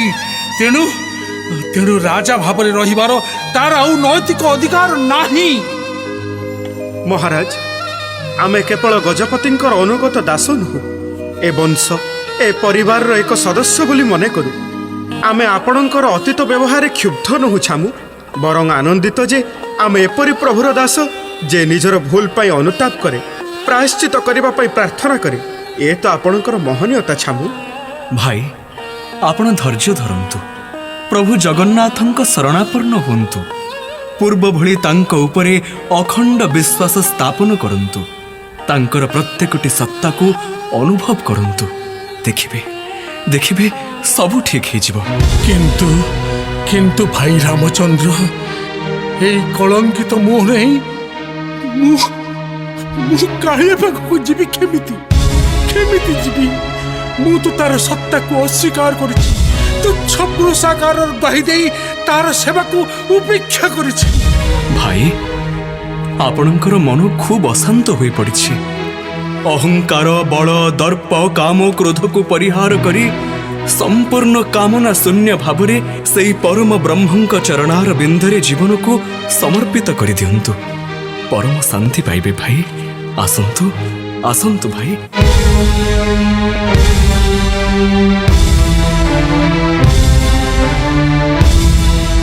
नवी जाचे राज्यम न च कनकमाणिक्य विभवम न जे चेहं रम्या निखिलजनकाम्यां वरवधू सदा काले काले प्रमथपतिना गीतचरितो जगन्नाथ स्वामी नयनपथगामी भवतु मे।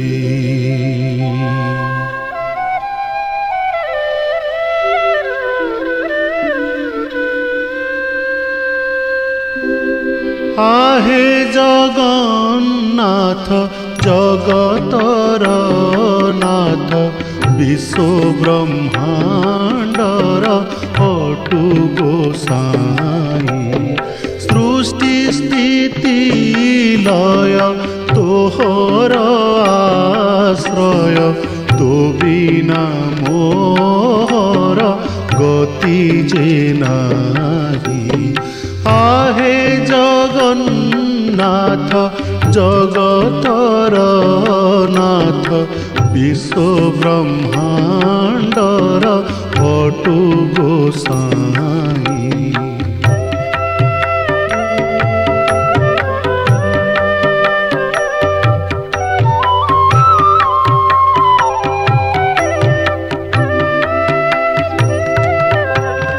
ग्राहक बलरु गजडाक शुणी उद्धरिलु ताकु चक्रे नक्र हाणी मो पाप जंजाल ग्राह ग्रासु अछि मुहि गज ठारु हीन मणई। आहे जगन्नाथ जगतर नाथ विश्व ब्रह्मांडर अटु गोसाई।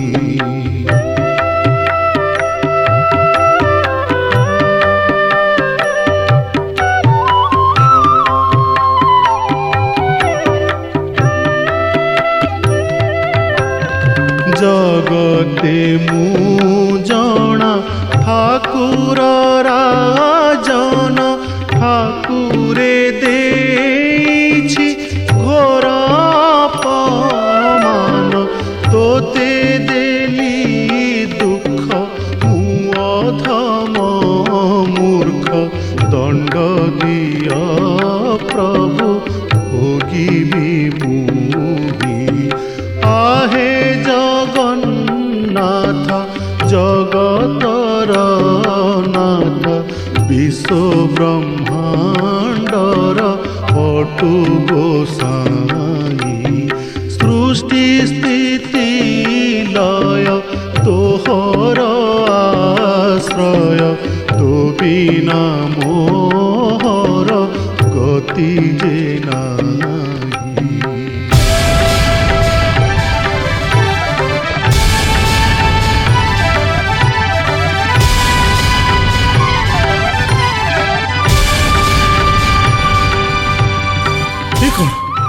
कौन महामंत्री सेनापति आपण माने देखुचंती तो प्रभु जगन्नाथंकर आज्ञामाल श्रीअंगरु खसी पड़ी। देख देख भाई रामचंद्र प्रभु मते क्षमा करिसंती मोर अपराध मार्जना करिसंती किंतु किंतु ये आज्ञामाल कौन करने को मते निर्देश देले प्रभु। महाराज महाराज प्रभुंक ठारे मु गुहरिया थिली हठात स्वप्नादेश हैला जाओ पुरुषोत्तम को मो निर्देश जनाई दियो तुरंत कांची आक्रमण करी मोर अपमान प्रतिशोध नेउ। सुनिले सुनिले महामंत्री महाशय सुनिले सेनापति सुनिले भाई रामचंद्र महामंत्री प्रभु को निर्देश सुनिले तो। हाँ हाँ महाराज प्रभुंक निर्देश मानी आमको कांची अभियान करने को पड़िबो। किंतु एथिरे किंतुर प्रश्न नहीं महाराज एथरे अभियान गजपति सम्राट पुरुषोत्तम देवंकर नुहे ए अभियान प्रभु जगन्नाथ आद्य सेवकर अभियान ଏ ଅଭିଯାନ କାଞ୍ଚି ରାଜକନ୍ୟା ପଦ୍ମାବତୀଙ୍କ ପାଇଁ ନୁହେଁ, ଏ ଅଭିଯାନ ହେବ ଜଗତର ନାଥ ଜଗନ୍ନାଥଙ୍କ ଅପମାନର ପ୍ରତିଶୋଧ ପାଇଁ।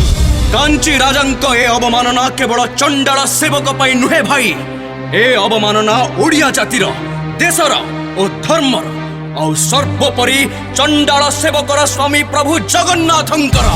ହଁ ମହାରାଜ, କାଞ୍ଚି ରାଜାଙ୍କୁ ବୁଝେଇ ଦେବାକୁ ହେବ ଉତ୍କଳର ରାଜସିଂହାସନ ଏକ ହୀନ ବୀର୍ଯ୍ୟ ଦୁର୍ବଳ ଚଣ୍ଡାଳର ନୁହେଁ।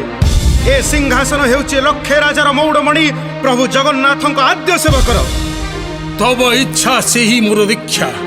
ପ୍ରଭୁ, ତୋର ଯେବେ ଏଇଆ ଇଚ୍ଛା, ତେବେ ତାକୁ ବାଧା ଦେବ କିଏ? ସେନାପତି ମଣିମା, ଆପଣ ଚକ୍ରତୀର୍ଥରେ ସୈନ୍ୟ ସମାବେଶ କରନ୍ତୁ। ତୁରନ୍ତ ଆମେ କାଞ୍ଚି ଅଭିଯାନରେ ବାହାରି ପଡ଼ିବା। ପ୍ରଭୁ ପ୍ରଭୁ ଜଗନ୍ନାଥ, ଆଜି ତୋରି ନାମ ଧରି ମୁଁ ଶପଥ କରୁଛି, ଏହି ଶରୀରରେ ଶେଷ ରକ୍ତ ବିନ୍ଦୁ ଥିବା ପର୍ଯ୍ୟନ୍ତ ତୋର ଅପମାନର ପ୍ରତିଶୋଧ ନ ନେଇ ମୁଁ ଆଉ ଉତ୍କଳକୁ ପ୍ରତ୍ୟାବର୍ତ୍ତନ କରିବି ନାହିଁ। ଯଦି ବିଜୟ ହୁଏ ତେବେ ସେ ହେବ ତୋର ଗୌରବ, ଆଉ ଯଦି ପରାଜୟ ହୁଏ ତେବେ ସେ ହେବ ପୁରୁଷୋତ୍ତମର ଶେଷ ପରାଜୟ। ଜୟ ଜଗତରନାଥ ଜଗନ୍ନାଥଙ୍କର ଜୟ।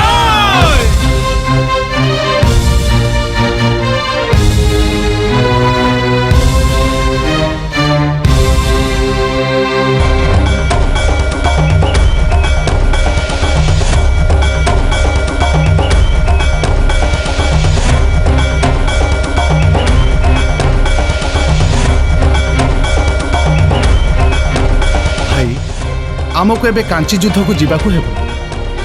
ଗର୍ବ ଅହଙ୍କାରରେ ଠାକୁରର ସେବାକୁ ଯିଏ ଅବମାନନା କରିଛି ତାକୁ ଶାସ୍ତି ଦେବାକୁ ହେବ। ସେଥିପାଇଁ ମୋର ପରମ ଭକ୍ତ ଆଦ୍ୟ ସେବକ ପୁରୁଷୋତ୍ତମକୁ ଆଜ୍ଞାମାଳ ଦେଇ ମୁଁ କାଞ୍ଚି ଅଭିଯାନରେ ପଠାଇ ଦେଇଛି। ଆମକୁ ମଧ୍ୟ ଯୁଦ୍ଧକୁ ଯିବାକୁ ହେବ ଭାଇ। ଆରେ ଜଗନ୍ନାଥ, ପୁରୁଷୋତ୍ତମକୁ ତେବେ ତୁ କ୍ଷମା କରିଦେଲୁ ନା? କ୍ଷମା? ମୁଁ କ୍ଷମା ଦେବାକୁ କିଏ ଭାଇ?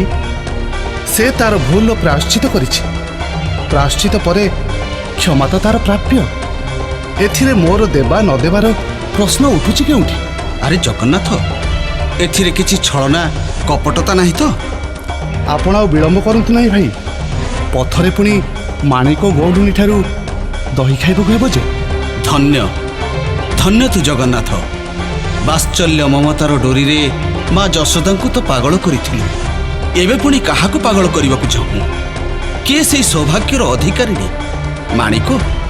କ'ଣ ତାର ପ୍ରାପ୍ୟ? ମାତୃତ୍ୱ। ମାତୃତ୍ୱ? ହଁ ଭାଇ, ସବୁ ଜନନୀ ମା ନୁହନ୍ତି। ଆଉ ଜନନୀ ନ ହୋଇ ମା, ସେ ତ ତପସ୍ୟା, ସାଧନା। ସତରେ ଭାଇ, ଏ ପୃଥିବୀର ସମସ୍ତ ନାରୀ ଜାତି ଯଦି ମାତୃତ୍ୱର ମମତ୍ୱ ବୋଧକୁ ନିଜ ଭିତରେ ଉଜ୍ଜୀବିତ କରିପାରନ୍ତେ, ତାହେଲେ ଚାରିତ୍ରିକ ସ୍ଖଳନରୁ ଦ୍ରୁତ ଅବକ୍ଷୟ ହେଉଥିବା ଏହି ସମାଜ ଧ୍ୱଂସର କରାଳ ଦାବାଗ୍ନିରୁ ରକ୍ଷା ପାଇଯାଆନ୍ତା। ବାଃ, ସୁନ୍ଦର, ଅତି ସୁନ୍ଦର ସମୀକ୍ଷା। ସେଇଥିପାଇଁ ତ କହୁଛି, ଶରୀର ବିନା ଯେମିତି ଆତ୍ମାର ପ୍ରକାଶ ସମ୍ଭବ ନୁହେଁ, ସେହିପରି ଆମେ ଦୁହେଁ ଅଭିନ୍ନ, ଶାଶ୍ୱତ, ଚିରନ୍ତନ, ସତ୍ୟ। ମୋ ନାଥ ତୁ ଜଗନ୍ନାଥ, ମୋର ଗୁରୁ ତୁ ଜଗଦ୍ଗୁରୁ। ମୋ ଆତ୍ମା ସର୍ବଭୂତାତ୍ମା, ତସ୍ମୈ ଶ୍ରୀ ଗୁରବେ ନମଃ।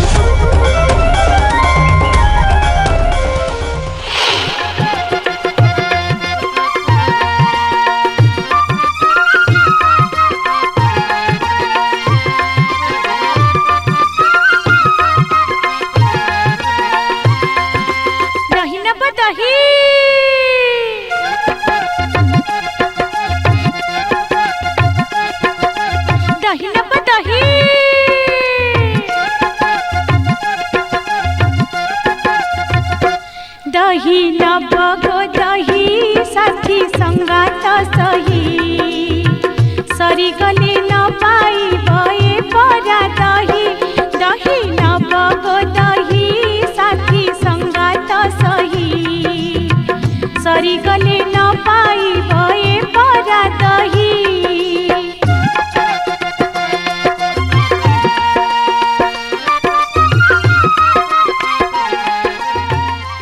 ମା, ଭାରି ଟାଣ ଖରା ହେଇଛି, ଶୋଷରେ କଣ୍ଠ ଫାଟି ଯାଉଛି। ମୁନ୍ଦିଏ ପାଣି ଦିଅନ୍ତୁ ନାହିଁ ମା। ଆମେ ବହୁତ ଦୂରରୁ ଆସିଛୁ ମା, ପୁରୁଷୋତ୍ତମରୁ। ପାଣି ଟିକିଏ ନ ପାଇଲେ ଜୀବନ ବାହାରି ଯିବ ମା। ହଉ ହଉ ବସ, ସାଷ୍ଟମ ହୁଅ। ଆହା, ଲହୁଣୀ ପିତୁଳା ପରି ଦିହ ଖରାରେ କ'ଣ ହେଲାଣି? ଆରେ ପୁଅ, ପାଣି ତ ନାହିଁ, ତେବେ ଘୋଳ ଦହି ଅଛି, ନିଅ ପିଅ। ମାଣିକ ଦହି ପିଇଲେ ନା ଆତ୍ମା ଶାନ୍ତି ହେଇଯିବ। ନେ ପୁଅ ନେ। ଦେ ମା।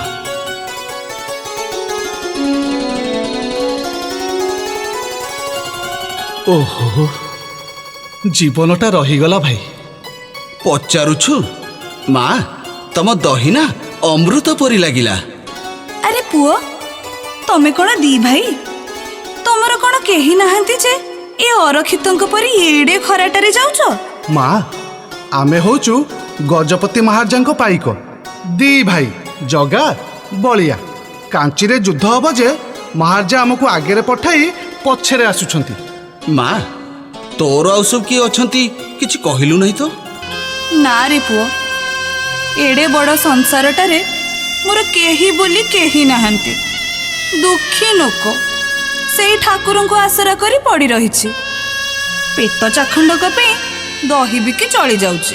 ବାଃ, ତାହେଲେ ତ ଭଲ ହେଲା। ତୋର କେହି ନାହାନ୍ତି, ଆମର ବି କେହି ନାହାନ୍ତି। ଆଜିଠାରୁ ତୁ ହେଲୁ ଆମର ମା, ଆଉ ଆମେ ତୋର ପୁଅ ଜଗା ବଳିଆ। କ'ଣ କହିଲୁ ଜଗା? ତୁମେ ଦିହେ ମୋର ପୁଅ? ସତ କହୁଛୁ? ସତ କହୁଛୁ ଜଗା? ଆରେ ବଳିଆ, ଜଗା କ'ଣ କହୁଛି ଶୁଣିଲୁ ତ? ଆଉ ଥରେ ମା ବୋଲି ଡାକିଲୁ। ମା ମା ମା ମା ଏ ମା, ତୋର କ'ଣ ହେଲା ମା? ମା କ'ଣ କହିଲୁ ଜଗା? ନା ନା, ମୋର କିଛି ହେଇନି। ତମ ପରି ପୁଅ ଥାଉ ଥାଉ ମୋର କ'ଣ ହବ ଯେ? ଆରେ ବଳିଆ, ତମେ ଏତେ ବେଳୁ ଆଇଲଣି, ଫେରେ ଏତେ ବାଟ ଯିବ, ଭୋକ ହବଣି। ଯା, ମୋ ପସରାଟା ଆଇଲୁ। ଖଣ୍ଡ ଖଣ୍ଡ ବଢ଼ିଆ ବସା ଦହି ଅଛି, ଖାଅ ପିଅ ତାପରେ ଯିବ। ମା, ଆମେ ସବୁ ଦହି ଖାଇଦେଲେ ତୁ ପୁଣି ବିକିବୁ କ'ଣ? ଚୁପ୍! ଗୋଟା ଦିନ ନ ଖାଇଲେ ତୋ ମା କ'ଣ ମରିଯାଉଛି? ଆରେ ଜଗା, ମୋର ପୁଅ ଆଗ ନା କଉଡ଼ି ଆଗ ମ? ଜଗତନାଥଙ୍କୁ ଟିକେ ଦହି ପିଆନ୍ତି, କାନି ପଣତରେ ତାଙ୍କୁ ବିଞ୍ଚି ଦିଅନ୍ତି।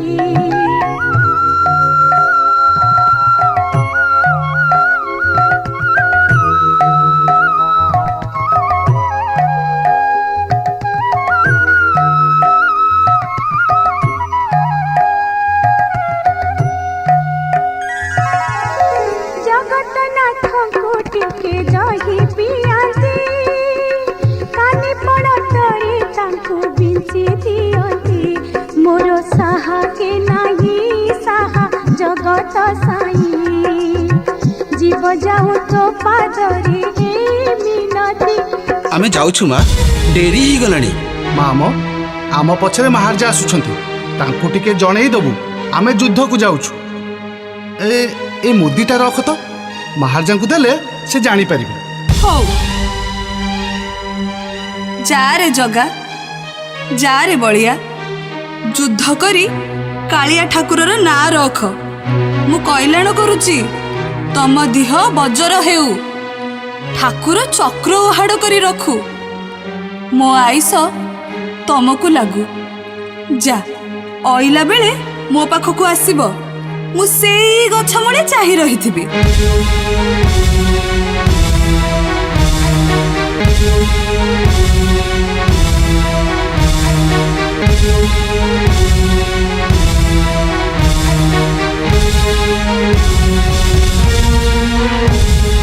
ସେନାପତି, ପ୍ରଚଣ୍ଡ ରୌଦ୍ରତା ପରେ ଆମ୍ଭେମାନେ କ୍ଳାନ୍ତ ହୋଇପଡ଼ିଛେ। ତେଣୁ ଏଇଠାରେ କିଛି ସମୟ ବିଶ୍ରାମ କରି ତାପରେ ଯୁଦ୍ଧଯାତ୍ରା କରିବା। ଯଥାଜ୍ଞା ମହାରାଜ, ମୁଁ ସମସ୍ତ ବନ୍ଦୋବସ୍ତ କରୁଛି।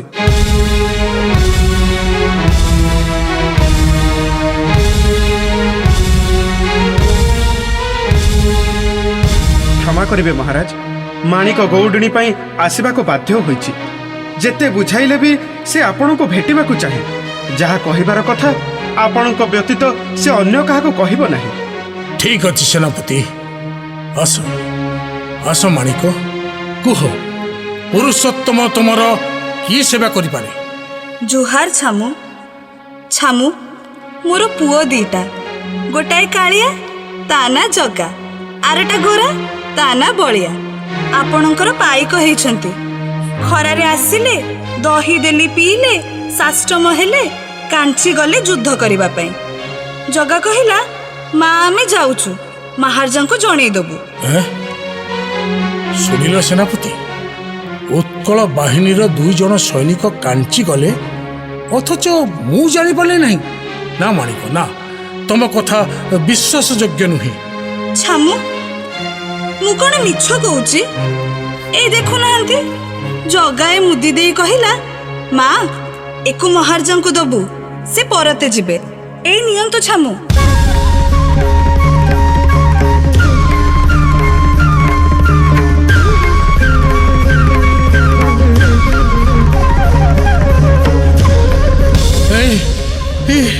ଦେଖୁଛନ୍ତି ଦେଖୁଛନ୍ତି ସେନାପତି ମହାଶୟ, ଏଇ ଯେ ପ୍ରଭୁ ଜଗନ୍ନାଥଙ୍କର ଅଙ୍ଗୁରୀୟ। ପ୍ରଭୁ ତାହେଲେ ମତେ କ୍ଷମା କରୁଛନ୍ତି, ମୋ ଗୁହାରି ଶୁଣିଛନ୍ତି।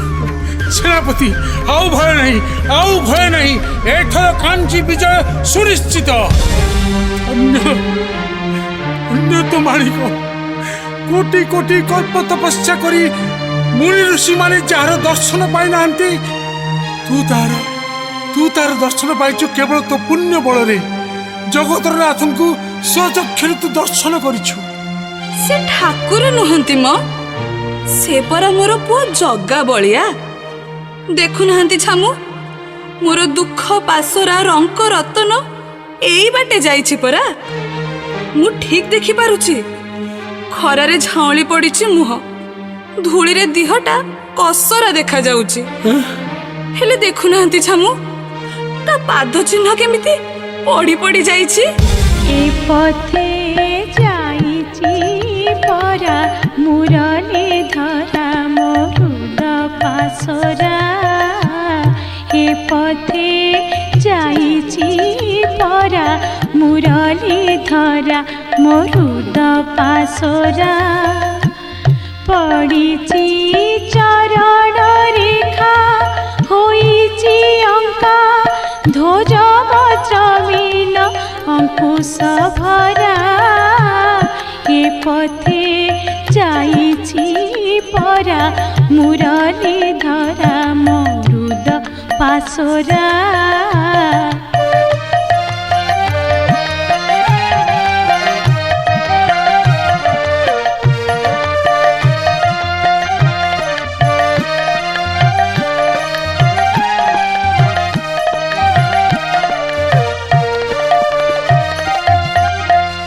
টিকি টিকি পাদ জড়িত অতসী কুসুম প্রয়েক। টিকি টিকি পাদ জড়িত অতসী কুসুম প্রয়েক। ব্রজ ধূলি বলি হইথিব দিশুথিব নীল কমল পরা। এ পথে যাইছি পরা মুরলি ধরা মরুদ পাসরা। এ পথে যাইছি পরা মুরলি ধরা মরুদ পাসরা। ମା ଆଜିର এই ସ୍ମୃତିକୁ ଚିରସ୍ମରଣୀୟ କରି ରଖିବା ପାଇଁ ତୋରି ନାମରେ ନାମିତ କରୁଛି এই ବିସ୍ତୃତ ଅଞ୍ଚଳ। ଆଜିଠାରୁ ଏହାର ନାମ ହେବ ମାଣିକ ପାଟଣା। ପ୍ରଭୁଙ୍କୁ ତୁ ଦହି ଦେଇଛୁ, ତୋର ଧନ ଦୌଲତରେ ଅଭାବ ରହିବ ନାହିଁ ମା। ଏମିତି କୁହନ୍ତୁ ନାହିଁ ମଣିମା। ଜଗା ବଳିଆ ପରି ପୁଅ ଥାଉ ଥାଉ ଧନ ଦୌଲତ ପାଟଣା ମୋର କଣ ହବ? ମାଠୁ ପୁଅ ଦହି ଖାଇଛି, ମା କଉଡ଼ି ନବ? ପୁଅର ସିରି ତୁଟି ଯିବନି? ସେ ତ ମୋ ଗରିବର ଶଙ୍ଖାଳି, ଆଖିର ତାରା। ତାକୁ କଣ ମୁଁ ଭୁଲି ପାରୁଛି? ମୁଁ ମାଣିକ, ସେ से कालिया से मोर कला माणिक निधन संखाणी मोर दरिद्र पसरा अंधर लौड़ी बाबू हृदय हारा मुकला माणिक रे मुकला माणिक रे मो जीव जीवन तू ही नयन प्रतिमा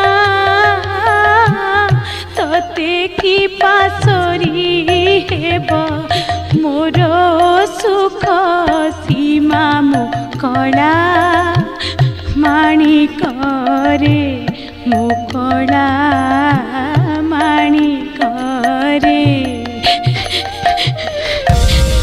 द्वापरे यशोदा माँ कथा पढ़ी सेनापति किंतु आज माणिक को देखी अनुभव करुच्ची पुओ पाई मार व्याकुलता सर्वस्व त्याग करिवार भावना धन्य माणिक जगतरनाथ जगन्नाथ को पुओ रूप पाई तोर जीवन धन्य हेची सार्थक हेची तोर जन्म चलो सेनापति प्रभु जेतेबेले आगरे गलेनी आउ विश्रामर प्रयोजन नहीं मते आशीर्वाद दे माँ आशीर्वाद दे उत्कल गजपतिर प्रणाम ग्रहण कर मु आसुची माँ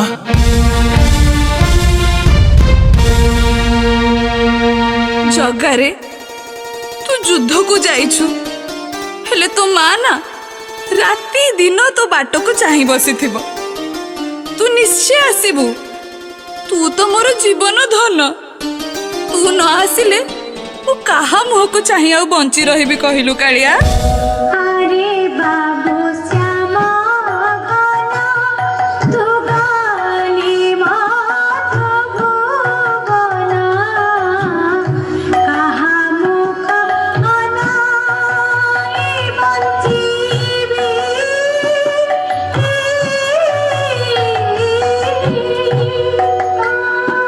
हे बोध सदिश शून्य अस्थिर हे बजीवन निशिति बसरे झुरु छिबिरे जीवन बिहुने जेन्हे छासा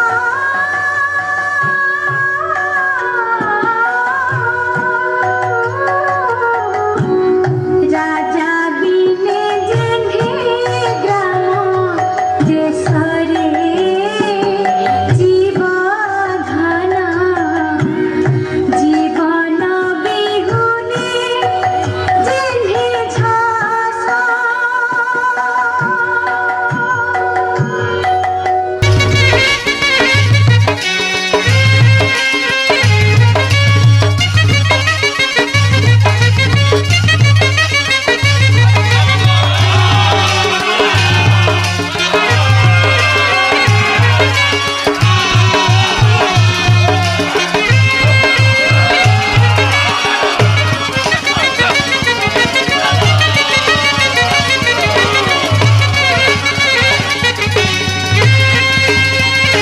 महाराज उत्कल बाहिनीर प्रचंड आक्रमण दुर्धर्ष कांची सेना छत्रभंग देइछन्ति गोटिए परे गोटिए कांची सैन्य टळी पड़ुछन्ति रणक्षेत्र रे पृष्ठभंग देई पळाई जिबार उपाय मध्य नाही समग्र उत्कल सेना कांची नगरी को अवरुद्ध करी रखिछन्ति पराजयर पदध्वनि शुणिबा संगे संगे अमंगलर सूचना मध्य मु पाई सारिछि महाराज प्रभु विघ्नराजଙ୍କ आज्ञा माଳରେ विघ्न देखा देइछि दक्षिणावर्त शंख भांगी चूरमार हो जाइछि आउ अखंड प्रदीप मध्य लिभि जाइछि शंख भांगी गला प्रदीप लिभि गला ए तो एक सामयिक दुर्घटना এই काल्पनिक निर्घंट को समीक्षा करी विचलित हेबार किछि माने हुए ना महाराज ये युद्ध रे कांची बाहिनी निश्चित पराजय वरण करिवो मोर मन हुए कांचीर भाग्य रवि धीरे धीरे जेपरी अस्तमित हेबाकु जाउछि तेणु युद्धर नीति अनुसार वर्तमान परिस्थिति रे संधि एकमात्र उपाय कौन कहल सेनापति कांची राजा साल्लो नरसिंह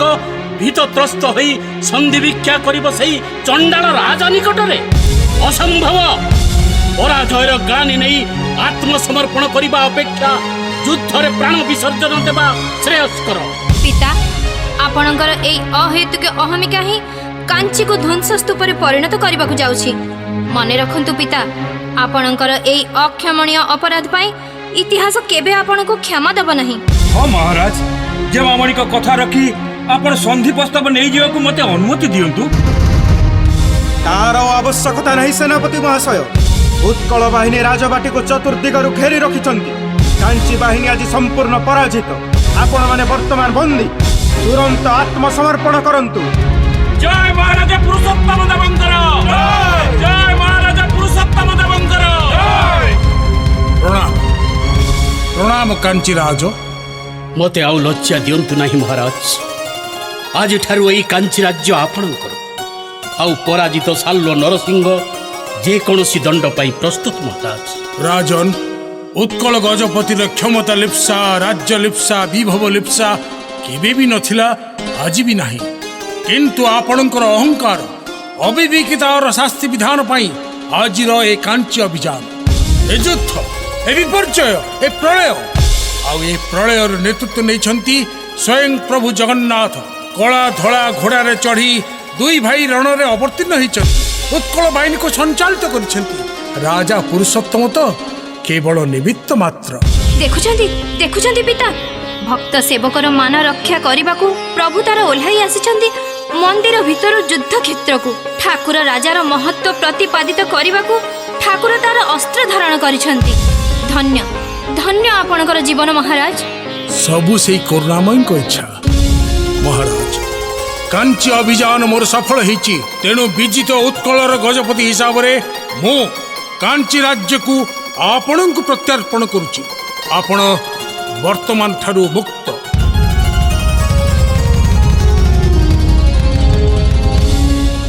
କିନ୍ତୁ ମହାରାଜ, ଏ ବିଜୟର ସ୍ମାରକ ସ୍ୱରୂପ ବିଘ୍ନରାଜ ଗଣେଶଙ୍କୁ ନେଇଯାଉଛି ଶ୍ରୀମନ୍ଦିରରେ ସ୍ଥାପନ କରିବି। ଆଉ ନେଇଯାଉଛି ଆପଣଙ୍କର ଅଳି ଅଳି ରୂପବତୀ ଗୁଣବତୀ ନନ୍ଦିନୀ ପଦ୍ମାବତୀକୁ। ରାଜନ, ଆପଣ ଉତ୍କଳର ଗଜପତିଙ୍କୁ ଚଣ୍ଡାଳ ବୋଲି କହି ତିରସ୍କାର କରିଛନ୍ତି। ପ୍ରଭୁ ଜଗତର ନାଥ ଜଗନ୍ନାଥଙ୍କ ସେବାକୁ ମଧ୍ୟ ଚଣ୍ଡାଳ ସେବା କହି ଉପେକ୍ଷା କରିଛନ୍ତି। ତେଣୁ ସେଇ ଅପମାନର ପ୍ରତିଶୋଧ ନେବା ପାଇଁ ଆଗାମୀ ପବିତ୍ର ଗୁଣ୍ଡିଚା ଦିନ ରଥାରୂଢ଼ ପ୍ରଭୁ ଜଗନ୍ନାଥଙ୍କ ସମ୍ମୁଖରେ ଲକ୍ଷ ଲକ୍ଷ ଜନତା ଜନାର୍ଦ୍ଦନଙ୍କୁ ସାକ୍ଷୀ ରଖି ମୁଁ ଆପଣଙ୍କ କନ୍ୟାକୁ ଏକ ଚଣ୍ଡାଳ ହସ୍ତରେ ସମର୍ପଣ କରିବି। ଏହା ହିଁ ପ୍ରଭୁଙ୍କର ନିର୍ଦ୍ଦେଶ, ଆଉ ଉତ୍କଳର ସମ୍ରାଟ ଗଜପତି ପୁରୁଷୋତ୍ତମର ସିଦ୍ଧାନ୍ତ। ନା ମହାରାଜ, ମୋ ପାପର ଫଳ ମୋ କନ୍ୟାକୁ ଦିଅନ୍ତୁ ନାହିଁ। ମୋତେ ମୃତ୍ୟୁ ଦଣ୍ଡରେ ଦଣ୍ଡିତ କରନ୍ତୁ ସମ୍ରାଟ, ହେଲେ ମୋ ପଦ୍ମାବତୀକୁ ଏ ଅଭିଶାପରୁ ମୁକ୍ତ କରନ୍ତୁ। କାଞ୍ଚି ରାଜ, ଏ କଠୋର ସିଦ୍ଧାନ୍ତ ମୋତେ ମଧ୍ୟ କମ୍ ଦୁଃଖିତ କରେନି ମହାରାଜ। କିନ୍ତୁ ମୁଁ ନିରୁପାୟ, ମୋତେ କ୍ଷମା କରନ୍ତୁ। ସେନାପତି, ଦେବୀ ପଦ୍ମାବତୀଙ୍କୁ ସସମ୍ମାନେ ଉତ୍କଳର ମହାମନ୍ତ୍ରୀଙ୍କ ନିକଟରେ ପହଞ୍ଚାଇ ମୋର ନିର୍ଦ୍ଦେଶ ଜଣାଇ ଦିଅନ୍ତୁ। ଯଥାଜ୍ଞା ଛାମୁ। ମୁଁ ଆସୁଛି କାଞ୍ଚି ରାଜ, ପ୍ରଣାମ।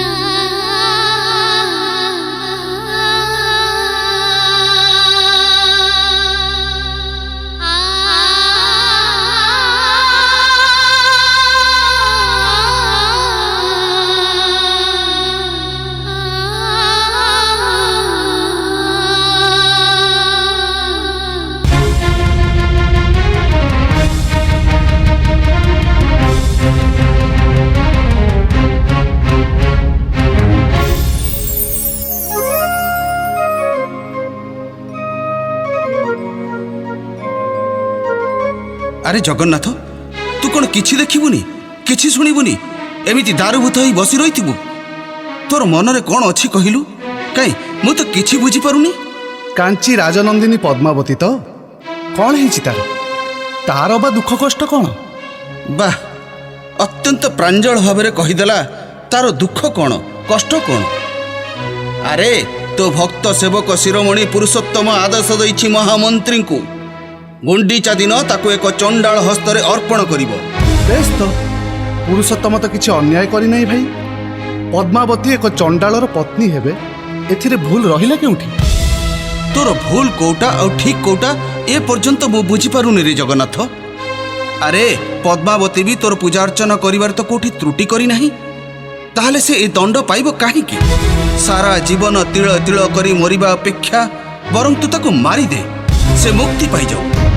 ଭାଇ, ମରଣରେ ଯଦି ମୁକ୍ତି ଥାନ୍ତା ତେବେ ଏ ପୃଥିବୀର ସମସ୍ତେ ତ ତାକୁ ଆନନ୍ଦରେ ବରଣ କରି ନିଅନ୍ତେ। ଛାଡ଼ ଭାଇ, କାଲି ଛାଡ଼ି ତା ପରଦିନ ଗୁଣ୍ଡିଚା ଯାତ୍ରା, ଆମର ଅନେକ କାର୍ଯ୍ୟ। ଏଥିରେ ବିବ୍ରତ ନ ହୋଇ ବରଂ ଚାଲ ଯାତ୍ରା ପାଇଁ ପ୍ରସ୍ତୁତ ହେବ। ତାହେଲେ ତୁ କହୁଛୁ ତୋ ବିଚାରରେ ନିରପରାଧିନୀ ପଦ୍ମାବତୀ ଦଣ୍ଡ ପାଇବ? ସେ ଦଣ୍ଡ ପାଇବ କି ପୁରସ୍କାର ପାଇବ ତା ତ ସମୟ କହିବ ଭାଇ।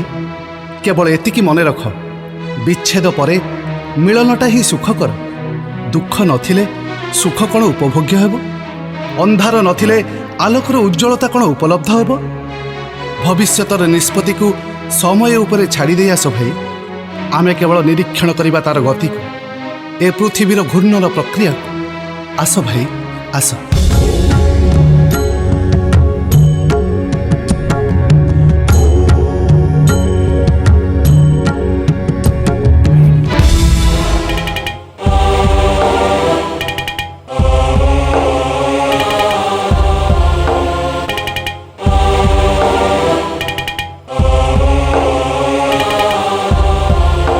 ମହାରାଜ, ଦେବୀ ପଦ୍ମାବତୀ ଶେଷ ଥର ପାଇଁ ଆପଣଙ୍କୁ ସାକ୍ଷାତ କରିବାକୁ ଚାହାନ୍ତି। କକ୍ଷ ବାହାରେ ସେ ଅପେକ୍ଷା କରିଛନ୍ତି। ନା ନା ମହାମନ୍ତ୍ରୀ, ନା। ପଦ୍ମାବତୀଙ୍କ ନିକଟରେ ମୁଁ ଖୁବ୍ ଅସହାୟ, ଦୁର୍ବଳ ହୋଇପଡ଼ୁଛି। ମୋତେ ଆଉ ଦୁର୍ବଳ କରିବାକୁ ଦିଅନ୍ତୁନି ମହାମନ୍ତ୍ରୀ। ଭାଇ, ଆପଣ ମଧ୍ୟ ଦିନେ ଦେବୀ ପଦ୍ମାବତୀଙ୍କୁ ଭଲ ପାଇଥିଲେ, ତାଙ୍କରି ପାଣି ଗ୍ରହଣ କରିବାକୁ ଅଙ୍ଗୀକାରବଦ୍ଧ ଥିଲେ। ଆଉ ରାଜନନ୍ଦିନୀ ମଧ୍ୟ ପ୍ରୀତିର ପ୍ରଣୟ ପୁଷ୍ପ ଆପଣଙ୍କ ପାଦ ତଳେ ଅଜାଡ଼ି ଦେଇଥିଲେ। ତାହେଲେ ଏ କ'ଣ ତାର ପରିଣତି? ଭାଇ, ଆପଣ ଅଗ୍ରଜ, ଆପଣଙ୍କୁ ଉପଦେଶ ଦେବାର ଅଧିକାର ମୋର ନାହିଁ, କିନ୍ତୁ କେବଳ ଅନୁରୋଧ କରୁଛି। ଭାଇ ରାମଚନ୍ଦ୍ର, ହଁ, ମୁଁ ସ୍ୱୀକାର କରୁଛି, ମୁଁ ପଦ୍ମାବତୀକୁ ଭଲ ପାଏ, ଖୁବ୍ ଭଲ ପାଏ। ହୃଦୟର ପ୍ରତ୍ୟେକଟି ତନ୍ତ୍ରୀରେ ପ୍ରେମର ସେଇ ମଧୁ ଗୁଞ୍ଜରଣ ଆଜି ବି ନିନାଦିତ ହେଉଛି। କିନ୍ତୁ ମୁଁ ନିରୁପାୟ ଭାଇ। ଶୃଙ୍ଖଳାର ନିଗଡ଼ ବନ୍ଧନରେ ମୁଁ ବନ୍ଦୀ। ସମୟ ଚକ୍ରର ଆବର୍ତ୍ତନ ମୋତେ ପଥର କରିଦେଇଛି ଭାଇ। ମହାମନ୍ତ୍ରୀ, ମହାରାଜ, ଦେବୀଙ୍କୁ ସସମ୍ମାନେ ନେଇ ଆସନ୍ତୁ। ଯେ ଆଦେଶ ଚାମୁ। ମହାରାଜ, ମା ସୀତାଙ୍କୁ ବର୍ଜନ କରିବାର ସିଦ୍ଧାନ୍ତ ହିଁ ପ୍ରଭୁ ରାମଚନ୍ଦ୍ରଙ୍କ ଭାଗ୍ୟରବିକୁ ଅସ୍ତମିତ କରିଦେଲା। ଦୁର୍ଭାଗ୍ୟର କରାଳ ଛାୟାରେ ଆଚ୍ଛାଦିତ ହୋଇଗଲା ରାମରାଜ୍ୟର ଅଯୋଧ୍ୟା। ଆଉ ଉପାୟ ବି କ'ଣ ଥିଲା ତାଙ୍କ ନିକଟରେ? ପ୍ରଜାନୁରଞ୍ଜନ ଭଗବାନ ରାମଚନ୍ଦ୍ର ସେହି ପ୍ରଜାମାନଙ୍କ ପାଇଁ ପ୍ରୟୋଜନ ମନେ କରିଥିଲେ ନିଜର ପ୍ରାଣ ପ୍ରିୟା ସୀତାଙ୍କୁ ବର୍ଜନ କରିବାକୁ। ସବୁ ଜାଣି ଶୁଣି ଦୁର୍ଭାଗ୍ୟକୁ ବରଣ କରିନେଇଥିଲେ ସେ। ଆଉ ଆଜି ପୁରୁଷୋତ୍ତମ ମଧ୍ୟ ସେହି ସନ୍ଦିକ୍ଷଣରେ ଉପସ୍ଥିତ। ଠାକୁରର ସମ୍ମାନ ପାଇଁ ଠାକୁର ରାଜା ଆଜି ମଧ୍ୟ ଏହି ଦୁର୍ଭାଗ୍ୟକୁ ବରଣ କରିନେଇଛି। ସେନାପତି, ପ୍ରଣାମ ମହାରାଜ। ଦେବୀ ପଦ୍ମାବତୀ,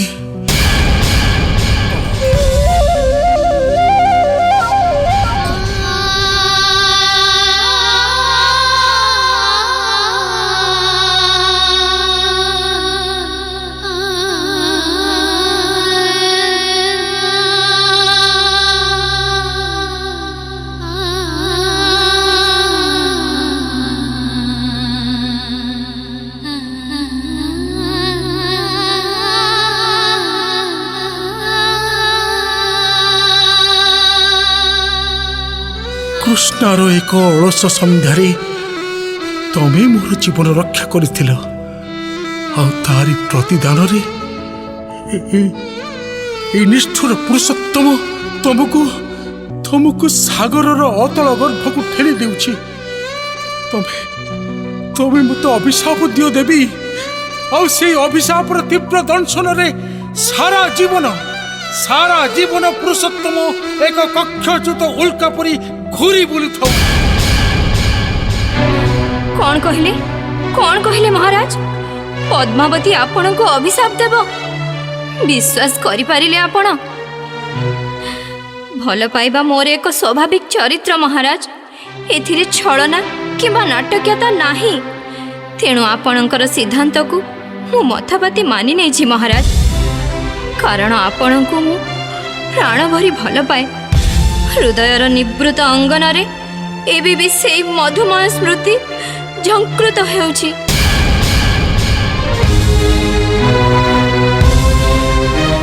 କାଳର ଆବର୍ତ୍ତନରେ କ'ଣ ହେବାର ଥିଲା ଆଉ କ'ଣ ହୋଇଗଲା? ଦେବୀ, ଏ ପର୍ଯ୍ୟନ୍ତ ଭାଇ ଆପଣଙ୍କୁ ଭୁଲି ନାହାନ୍ତି, କିନ୍ତୁ ଏଥିରେ କିନ୍ତୁର ପ୍ରଶ୍ନ ନାହିଁ ଥାଟରାଜ। ଆପଣ କ'ଣ କହୁଛନ୍ତି? ଏ ଭଲ ପାଇବାର ଦ୍ୱାହି ଦେଇ ମୁଁ ପୁରୁଷୋତ୍ତମଙ୍କୁ ପ୍ରବଞ୍ଚିତ କରିବି, ଦୁନିଆ ଆଖିରେ ତାଙ୍କୁ ଛୋଟ କରିଦେବି? ନା, ତାଠାରୁ ବରଂ ତାଙ୍କଠାରୁ ବହୁ ଦୂରକୁ ଚାଲିଯିବି।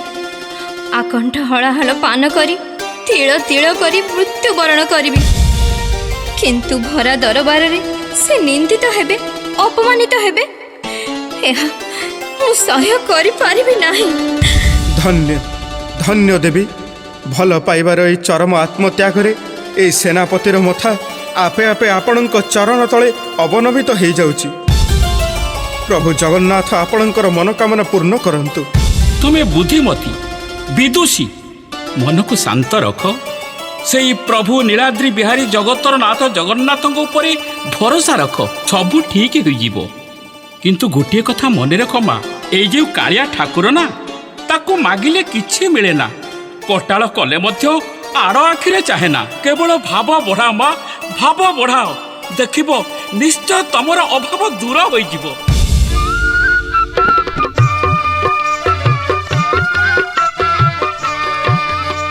ভাব বঢ়েই চাল, আরে মন ভাব বঢ়েই চাল, আরে মন ভাব বঢ়েই চাল, আরে মন ভাব বঢ়েই চাল। ভাব বঢ়ি গলে বিরতি বঢ়িব, ভাব বঢ়ি গলে বিরতি বঢ়িব, অভাব হইব দূর দূর দূর। ভাব বঢ়েই চাল, আরে মন ভাব বঢ়েই চাল।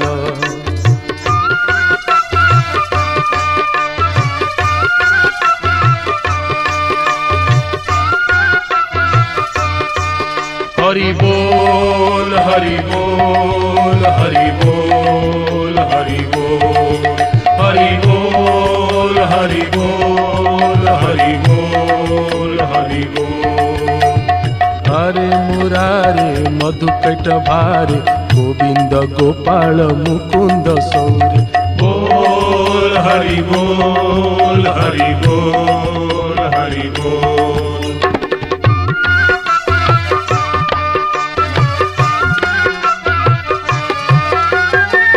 ভাবরু লম্পট ধীট কুট খণ্ট শুনিছি সে বনমালী। ভাব বঢ়েই ন পীরতি ছন্দরে ছন্দিলা রাই কিশোরী। ভাবরু লম্পট ধীট কুট খণ্ট শুনিছি সে বনমালী। ভাব বঢ়েই ন পীরতি ছন্দরে ছন্দিলা রাই কিশোরী। ভাবরে মোহন মুরলী বাজিব, ভাবরে মোহন মুরলী বাজিব, ভাব বিনোদিয়া মোর তোর তার ভাব বঢ়েই চাল, আরে মন ভাব বঢ়েই চাল, আরে মন ভাব বঢ়েই চাল, আরে মন ভাব বঢ়েই চাল। ভাব বঢ়ি গলে বিরতি বঢ়িব, ভাব বঢ়ি গলে বিরতি বঢ়িব, অভাব হইব দূর দূর দূর। ভাব বঢ়েই চাল, আরে মন ভাব বঢ়েই চাল। মহারাজ, ଆଜିର ଏହି ଦିବସରେ କାଞ୍ଚି ରାଜା ଆପଣଙ୍କୁ ଚଣ୍ଡାଳ ବୋଲି କହି ଅବମାନନା କରିଥିଲେ। ହଁ ମନେ ଅଛି। ଏଇ ସେବା ଚଣ୍ଡାଳ ସେବା ନୁହେଁ ମହାମନ୍ତ୍ରୀ, କି ତାର ସେବାକାରୀ ମଧ୍ୟ ଚଣ୍ଡାଳ ନୁହେଁ। କିନ୍ତୁ ପ୍ରଭୁର ଏହି ସେବାକୁ ସମ୍ପନ୍ନ କରିବା ପାଇଁ ଗଜପତି ମହାରାଜ ଆଜି ମଧ୍ୟ ଚଣ୍ଡାଳ ପରି କାର୍ଯ୍ୟ କରିବାକୁ କୁଣ୍ଠାବୋଧ କରେ ନାହିଁ। ଏଠାରେ ଉଚ୍ଚ ନିଚ ଧନୀ ନିର୍ଦ୍ଧନର ଭେଦ ନାହିଁ। ତେଣୁ ସତ୍କାର୍ଯ୍ୟହୀନ କିମ୍ବା ଅସମ୍ମାନଜନକ ନୁହେଁ। ହଁ ଭାଇ, এই মহনীয় সেবার মার্মিক প্রকাশকু উপলব্ধ নকরি তুচ্ছ গর্ব দম্ভ অভিমান অহংকারর বশবর্তী হই কাঞ্চি রাজ কেবল নিজের বিপর্যয়কু ডাকি আনিলে। এই শুভ অবসরে হে মোর প্রিয় প্রজা পাঠক মানে মনে রাখ, নিষ্ঠা সহিত কৌশি কর্ম নিচ কিংবা ঘৃণিত নুহে। এই কর্ম এই সেবা হি গজপতির গৌরব ও প্রতিষ্ঠার প্রতীক। ଧନ୍ୟ ଧନ୍ୟ ମହାରାଜ, ମୁଁ ଚାହୁଁଥିଲି ଏହି ସେବାର ମାର୍ମିକ ପ୍ରକାଶକୁ ଉତ୍କଳର ଜନତା ଉପଲବ୍ଧି କରନ୍ତୁ, ଅନୁଭବ କରନ୍ତୁ। ତାହେଲେ ଦେଶ ଏ ଜାତି ସମୃଦ୍ଧି ପଥରେ ଆଗେଇ ଯିବ। ହଁ ମହାମନ୍ତ୍ରୀ, ଏହାର ଶିକ୍ଷା ସଂସ୍କୃତିର ଦିଗ୍ଦର୍ଶନ ଏ ପୃଥିବୀବାସୀଙ୍କୁ ଧ୍ୱଂସ ପଥରୁ ଟାଣି ଆଣିବ ଏକ ଶାନ୍ତି ମୈତ୍ରୀ ଓ ସହାବସ୍ଥାନର ଦୁନିଆକୁ। ବସୁଧା ଏକ ହେଇଯିବ, ବସୁଧୈବ କୁଟୁମ୍ବକମ୍। ସାଧୁ ସାଧୁ ମହାରାଜ। ମହାରାଜ, ଆଜି ଦିନ ଦେବୀ ପଦ୍ମାବତୀଙ୍କୁ ଏକ ଚଣ୍ଡାଳ ହସ୍ତରେ ଅର୍ପଣ କରିବାକୁ ମୋତେ ଆଦେଶ ଥିଲା। ସେହି ଦାୟିତ୍ୱ ନିର୍ବାହ କରିବାକୁ ଦାସ ଆପଣଙ୍କୁ ଅନୁମତି ପ୍ରାର୍ଥନା କରୁଛି। ଆପଣ ଆପଣ ଆଦେଶ ପାଳନ କରିବେ, ଏଥିରେ ଅନୁମତିର ପ୍ରୟୋଜନ କ'ଣ? ତେବେ ତେବେ ଆସ ମା, ଆଜିର ଏହି ପବିତ୍ର ଗୁଣ୍ଡିଚା ଦିବସରେ ପ୍ରଭୁ ଜଗତର ନାଥ ଜଗନ୍ନାଥଙ୍କୁ ସାକ୍ଷୀ ରଖି ଲକ୍ଷ ଲକ୍ଷ ଜନତା ଜନାର୍ଦ୍ଦନଙ୍କ ସମ୍ମୁଖରେ ମୁଁ ଉତ୍କଳର ମହାମନ୍ତ୍ରୀ ଦେବୀ ପଦ୍ମାବତୀଙ୍କୁ ନିର୍ଦ୍ଦେଶ ଦେଉଛି, ପୃଥିବୀର ସର୍ବଶ୍ରେଷ୍ଠ ଚଣ୍ଡାଳ ଗଜପତି ପୁରୁଷୋତ୍ତମ ଦେବଙ୍କୁ ସ୍ୱାମୀ ରୂପରେ ବରଣ କରନ୍ତୁ। ମହାମନ୍ତ୍ରୀ ମହାମନ୍ତ୍ରୀ ଆପଣ ଏ କ'ଣ କରୁଛନ୍ତି? ମୋର ଧୃଷ୍ଟତା ମାର୍ଜନା କରିବେ ଛାମୁ। ଆପଣଙ୍କର ନିଜର ବିଚାରଧାରା ଯଦି ଆପଣ ନ ମାନିବେ ତେବେ ମୋର କିଛି କହିବାର ନାହିଁ ମଣିମା। କିନ୍ତୁ ମୁଁ କହିବି, ଆପଣ କ'ଣ ସ୍ୱୀକାର କରିନାହାନ୍ତି ଠାକୁରର ସେବା ସମୟରେ ଗଜପତି ମହାରାଜ ଏକ ଚଣ୍ଡାଳ ପରି କାର୍ଯ୍ୟ କରିବାକୁ କୁଣ୍ଠାବୋଧ କରନ୍ତି ନାହିଁ? ଗଜପତି କ'ଣ ସ୍ୱୀକାର କରିନାହାନ୍ତି ଏହି ସମୟରେ ତାଙ୍କର ଚଣ୍ଡାଳତ୍ୱକୁ? ମହାରାଜ କ'ଣ ମାନି ନେଇନାହାନ୍ତି ଏହା ତାଙ୍କର ଗୌରବ ଓ ପ୍ରତିଷ୍ଠାର ପ୍ରତୀକ ବୋଲି? ତେବେ କୁହନ୍ତୁ ସମ୍ରାଟ, ପୃଥିବୀର ସର୍ବଶ୍ରେଷ୍ଠ ଚଣ୍ଡାଳ ମୋ ନିକଟରେ ଥାଉ ଥାଉ ମୁଁ ଆଉ କେଉଁ ଚଣ୍ଡାଳକୁ ଖୋଜିବି ଛାମୁ? ଏଥିରେ ଯଦି ଏ ବୃଦ୍ଧ ସେବକର ଅପରାଧ ହୁଏ, ବିଚାରରେ ତ୍ରୁଟି ଥାଏ, ତେବେ ସର୍ବଜନ ସମ୍ମୁଖରେ ଯେକୌଣସି ଦଣ୍ଡ ଭୋଗିବାକୁ ମୁଁ ପ୍ରସ୍ତୁତ ମହାରାଜ, ମୁଁ ପ୍ରସ୍ତୁତ। ଚତୁରତାର ଇନ୍ଦ୍ରଜାଲରେ ମୋର ସମସ୍ତ ପଥ ଅବରୁଦ୍ଧ କରିଦେଲେ ମହାମନ୍ତ୍ରୀ। ମୋରି ନିକ୍ଷେପିତ ସ୍ୱରକୁ ମୋରି ତୁଳିରକୁ ପୁଣି ଫେରାଇ ଦେଲେ। ଆପଣଙ୍କ ଅକାଟ୍ୟ ଯୁକ୍ତି ନିକଟରେ ମୁଁ ପରାଜିତ ମହାମନ୍ତ୍ରୀ। କିନ୍ତୁ କିନ୍ତୁ କିନ୍ତୁ ପ୍ରଭୁ ଜଗନ୍ନାଥଙ୍କର ନିର୍ଦ୍ଦେଶ ବିନା ପୁରୁଷୋତ୍ତମ ଅସହାୟ ନିରୁପାୟ। ସେ ପଦେ ମାତ୍ର ଆଗେଇ ଯିବାର ଶକ୍ତି ତାର ନାହିଁ। ଏଇ ଦେଖନ୍ତୁ ମହାରାଜ, ପ୍ରଭୁ ଜଗନ୍ନାଥଙ୍କ ନିକଟରୁ ଫୁଲମାଳ ଖସି ପଡ଼ିଛି। ପ୍ରଭୁ ଏହି ମିଳନର ଆଜ୍ଞା ଦେଇଛନ୍ତି। ଜୟ ଜଗତର ନାଥ ଜଗନ୍ନାଥଙ୍କର, ଜୟ ଜଗତର ନାଥ ଜଗନ୍ନାଥଙ୍କର, ଜୟ ଜଗତର ନାଥ ଜଗନ୍ନାଥଙ୍କର। ଆପଣ ଆପଣ ନିରପାକ ପରି ଚାହିଁଛନ୍ତି କ'ଣ ରାଜଗୁରୁ? ଆପଣ ପ୍ରଭୁଙ୍କ ନିକଟରେ ମାଳ ଅଦଳ ବଦଳ କରନ୍ତୁ। ଆସ ମା, ପ୍ରଭୁର ଲୀଳା ବଡ଼ ବିଚିତ୍ର। ଆଜିଠାରୁ ଆପଣ ଗଜପତି ବଂଶର ରାଜଲକ୍ଷ୍ମୀ, ଉତ୍କଳର ମହାରାଣୀ ପଦ୍ମାବତୀ, ଆଉ ଏ ବୃଦ୍ଧ ଆପଣଙ୍କର ଚିର ଅନୁଗତ ସେବକ। ଆସନ୍ତୁ ମହାରାଜ, ଆସନ୍ତୁ ମା, ଅମୃତ ଲଗ୍ନ ଗଡ଼ି ଯାଉଛି। ଜୟ ମହାରାଜା ପୁରୁଷୋତ୍ତମ ଦେବଙ୍କର, ଜୟ ମହାରାଣୀ ପଦ୍ମାବତୀଙ୍କର, ଜୟ ଜଗତର ନାଥ ଜଗନ୍ନାଥଙ୍କର।